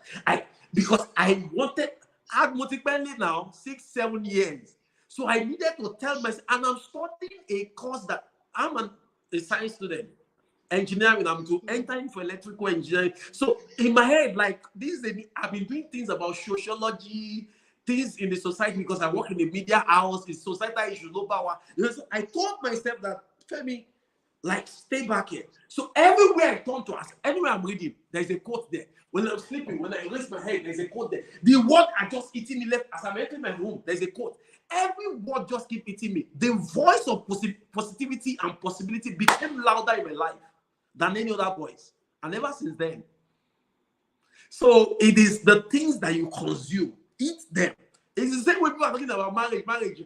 This marriage is a scam, because the media keeps showing you bad marriage. There are 1,001 marriage surviving, doing well, doing wonderfully well out there, and that's why those of us. Lastly, please, Esther, please, Toby, please. Lastly, those of us that are shining the light, we need to do more to shine the light with so much intensity. And I'm saying this to everybody here. Don't see that little light of yours. Of course, you know it's not even little to start with. It is when the light at the corners becomes so intense that it cannot but show the light at the center that, see, we are coming, we are brighter. So let us all in our respective corners shine for that light in us. And then show forth in your place of sphere, in your sphere of influence, in your place of impact. Show it. The way I call it is one life at a time. One life at a time. One soul at a time. Don't rush it. In steady ways, you see that you are covering miles that you don't even know. All right? Oh, sorry, I took your time. Thank you so much, sir. I mean, words that we need to listen to over and over again, over and over again. Thank you so much for sharing. Thanks for your Thank you. time. Thanks for giving us all of this for free. Really. Thank you so much. Thank you so Thank much. you so We really much. appreciate you. I pray that God bless you abundantly. Please, can we Amen. show some more love to PFMs, as PSC called you? All right, let's show some more Thank love to you. our speaker and say thank you so much, sir. We appreciate you. Yeah, I can see the emojis, inspired. Thank you, Wisdom Merchants. Yeah, thank you, Elizabeth, for those responses. Yes, it has been amazing. What a session. I mean, this is a KO kind of slam. It's a grand slam ending, and it's just so amazing. Thank you so much, sir. Of course, yes. Thank you, Duno. You didn't take our time, sir. So it was worth every second. So it was worth every second. Worth Thank you so every much. second. Yes, sir. All right. I think one pro tip that I would like to give the audience is please make time to go over all that you have learned, starting from yesterday up till today. Because see, repetition is one of the most important tools to gain mastery. you want to gain mastery over anything at all, repeat it time and time again. Go over these things that you have learned, repeat it, put it everywhere. I mean, that's another way to repeat the things that you have learned. Put it everywhere so I can keep seeing it and keep feasting on it till it becomes a part of you. So please don't ever trivialize this moment. Don't trivialize these words that you have heard, and please implement them. So now, as we're moving forward, we've come. Okay, we are almost coming to the close of the Career Acceleration Masterclass 2023, and it's been an amazing time so far. Really, really amazing and life changing. But very quickly, before I invite the convener for the closing remarks, I would like us to do something. Like Mr. Femi Tiamiyu shared, he said, and I quote, one person is too small to attain significance. And so I would like to put the spotlight on the team behind Career Acceleration Masterclass. Appreciate Side Class for this amazing initiative. Just go into the chat box and say thank you so much, Side Class. Say thank you, Side Class, for this amazing opportunity. And another way you can say thank you is to fill the feedback form. There is no form of thanks that would exceed that if I'm speaking the mind of Mr. Toby Adeomi. Say thank you on the live chat and also express your gratitude by filling out our feedback form. Would really appreciate that. And another very important thing, Mr. Femi spoke extensively on how important the environment is to facilitating your growth as a person. And so, if you like to be in an environment that would foster your development and would allow you have access to resources like this from time to time and without any unnecessary breaks in between, please join Cyclass. Join side class. Join side class. I'm saying it again. Join side class. You can follow the link bit.ly/side class to join side class and be set on a continuous journey to greatness and to continue reinventing yourself and providing solutions to the problems that you have discovered or that you will discover eventually. Yes, that is the link on the screen. Thank you so much for the persons that have been responding. Thank you so much to Side Class for this wonderful learning opportunity. I'd like to welcome exactly Priscilla. This is too much for free, and that is why you should fill our feedback form. That is the only payment that you can give us for this amazing session that we have put together. Thank you so much. Mr. Toby Adeomi, thank you once again for the Career Acceleration Masterclass. Now is the time for the closing remarks.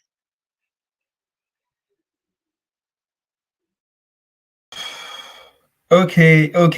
Thank you so much, Esther. Once again, we've spent so much time here, so I'm just going to go right into the closing remark.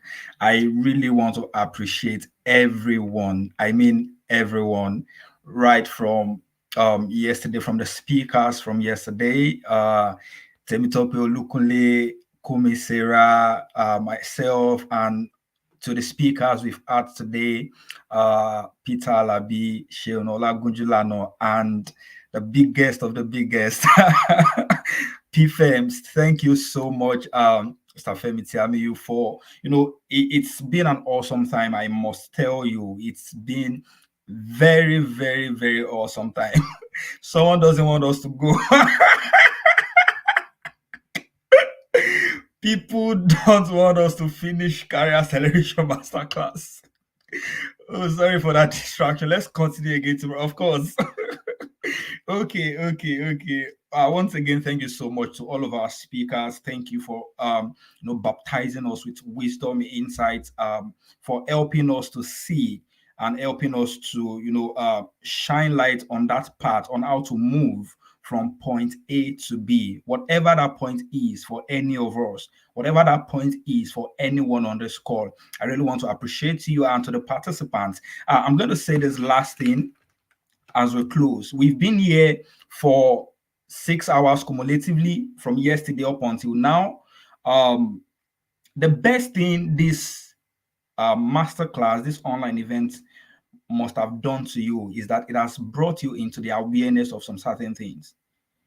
Teaching brings awareness, and that is what these sessions from yesterday has done to you. But then to move from awareness to results, to move from awareness to action, you need something, discipline. You could have heard everything that have been said here. You've taken a lot of notes. Yeah, that's a very good one. You've typed a lot of comments. You were fired up. You were inspired. But if you do not take advantage of that inspiration now and create a system of discipline to begin to implement some of the things that you've learned in this session so far, then this is going to be a pure waste of time for you, right? And one of the ways through which you can build discipline is through the system of mentorship. Because in mentorship, you are following someone who has achieved the result you desire, and you are observing what they are doing, exactly what they are doing, the path they are taking to achieve that same result. And you can be accountable to them. You can be able to track your progress. You can have someone who you can, fly on their shoulders, right? So from this session, from this moment, the awareness have come to you, the insight have come to you. Convert that awareness into results, convert it into action, and then the actions bring the results, right? So once again, I want to thank all of you for coming, for participating in Career Acceleration Masterclass. A very quick announcement: the replay link will be emailed to everyone who has participated. You can always go back to it. Esther said something, which is repetition is also one way to gain mastery. You can watch this all over again, over and over again, and I believe that it's going to uh, um, it's going to be very helpful to you. So you're going to get the link in your emails. You can rewatch. The links will also be on the participation page as well. And lastly, I'm going to really, really, really, really appreciate the team that put this together. The team in Class. Special shout out to Sharon and Jolaolua. Sharon and Jolaolua, thank you so much for working together to put this together. A very big shout out to Top Good. That's Oluwatobi is my namesake. Is one of the creative artists, our main man in the creative section in Class. All of the beautiful flyers you saw, all of the creatives, the videos, everything you saw as regards the advertisement for this event was designed by Top Good. So this is an unsolicited advert. If you want any design, any kind of graphic design for any event, you can send me a DM. I'll connect you to Top Good, and of course, it can give you something very nice that befits what purpose you want to use it for. And lastly, I'm going to say a big thank you to our host, our moderator compare, that's Esther. Thank you so much for the wonderful job, Esther. You added color and beauty to this event. Thank you so much. We're so glad to have you in Class. And on those notes, I'm going to hand over to Esther now to wrap it up. But before that, I have something for you. If you check your screen, you should see something. You should have seen something in your screen, about a journal. There is a journal that have been specially designed for nurses. I know there are a lot of nurses currently watching. So if you are a nurse, events like this, you need to write, you need to take a lot of notes, you need to take a lot of, keep a lot of things in documentation. So if you want to get a journal specially crafted for nurses, it has different sections for different part of your life as a nurse, right? So the name of the journal is the Nurses Compass, right? So because you are present in this event, I have a promo code which is going to give you a 5% discount on that journal. You can order one, you can order two, you can order three, order as many as you want. You're going to have a cumulative of 5% discount on all of your orders, right? So, and you can get it delivered to anywhere you are in Nigeria, even beyond Nigeria. If you are in UK, you are in US, you are in Canada, you are in Kenya, anywhere you are, you can get it delivered to you. So I'm going to drop the link to place your order as well on the participants page. Just go right there. It's only going to be open for 72 hours. So if you want to place your order, just do that right away after this call. Thank you so much once again, everyone. And we hope that 2024 Career Acceleration Masterclass is going to be bigger, better, and more impactful than this. Thank you so much. I'll see you all next year by God's grace. Bye-bye. And thank you so much, sir. Thanks for organizing this. Thank you to Class. We have been very blessed by your initiative. So thank you so much. Please do well to get the journal. I believe that that's also a vital tool that you can use to boost your productivity. As I mean, keep writing, and implementing the things that you have written. Because very importantly, we must do and we must actively do. Okay, so this is the end of Career Acceleration Masterclass 2023. However, we should not leave this event without meeting new people. So that is why this is a speed networking session. So now I want you to introduce yourself with your name, where you're joining from, and the things that you do beyond your career. Say you're a nurse and you're also into other things. So just tell us in about 10 words your name, where you're joining in from, and what you do. Then you could also attach a link, or let's say your Instagram handle or your LinkedIn name. That is your name on LinkedIn, so that people can connect with you. If you have the luxury of time, you can also include your LinkedIn link. So can we go? The speed networking session. This will last for just 5 minutes and we are done. So your name, where you're joining in from, what you do. Yeah, thank you, Timmy Tokwe. Of course, this is too much from side class, and we are so grateful. So your name, where you are joining in from, what you do, your Instagram handle, or your LinkedIn link, so that people can connect with you and get to know more about you and also collaborate with you for sustainable impact. So let's go now.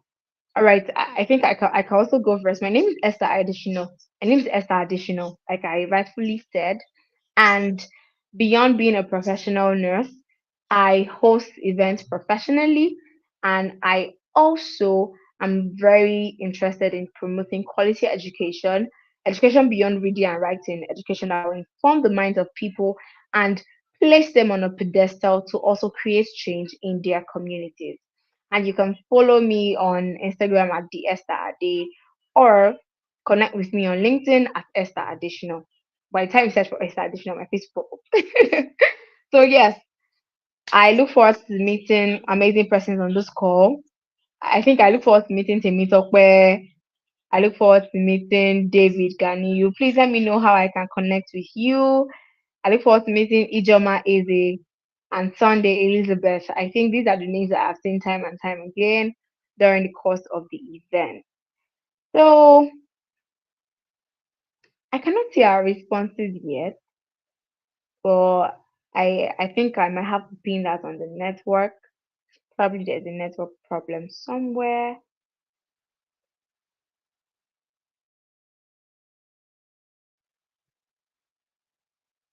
Okay, so I have not gotten any responses for now.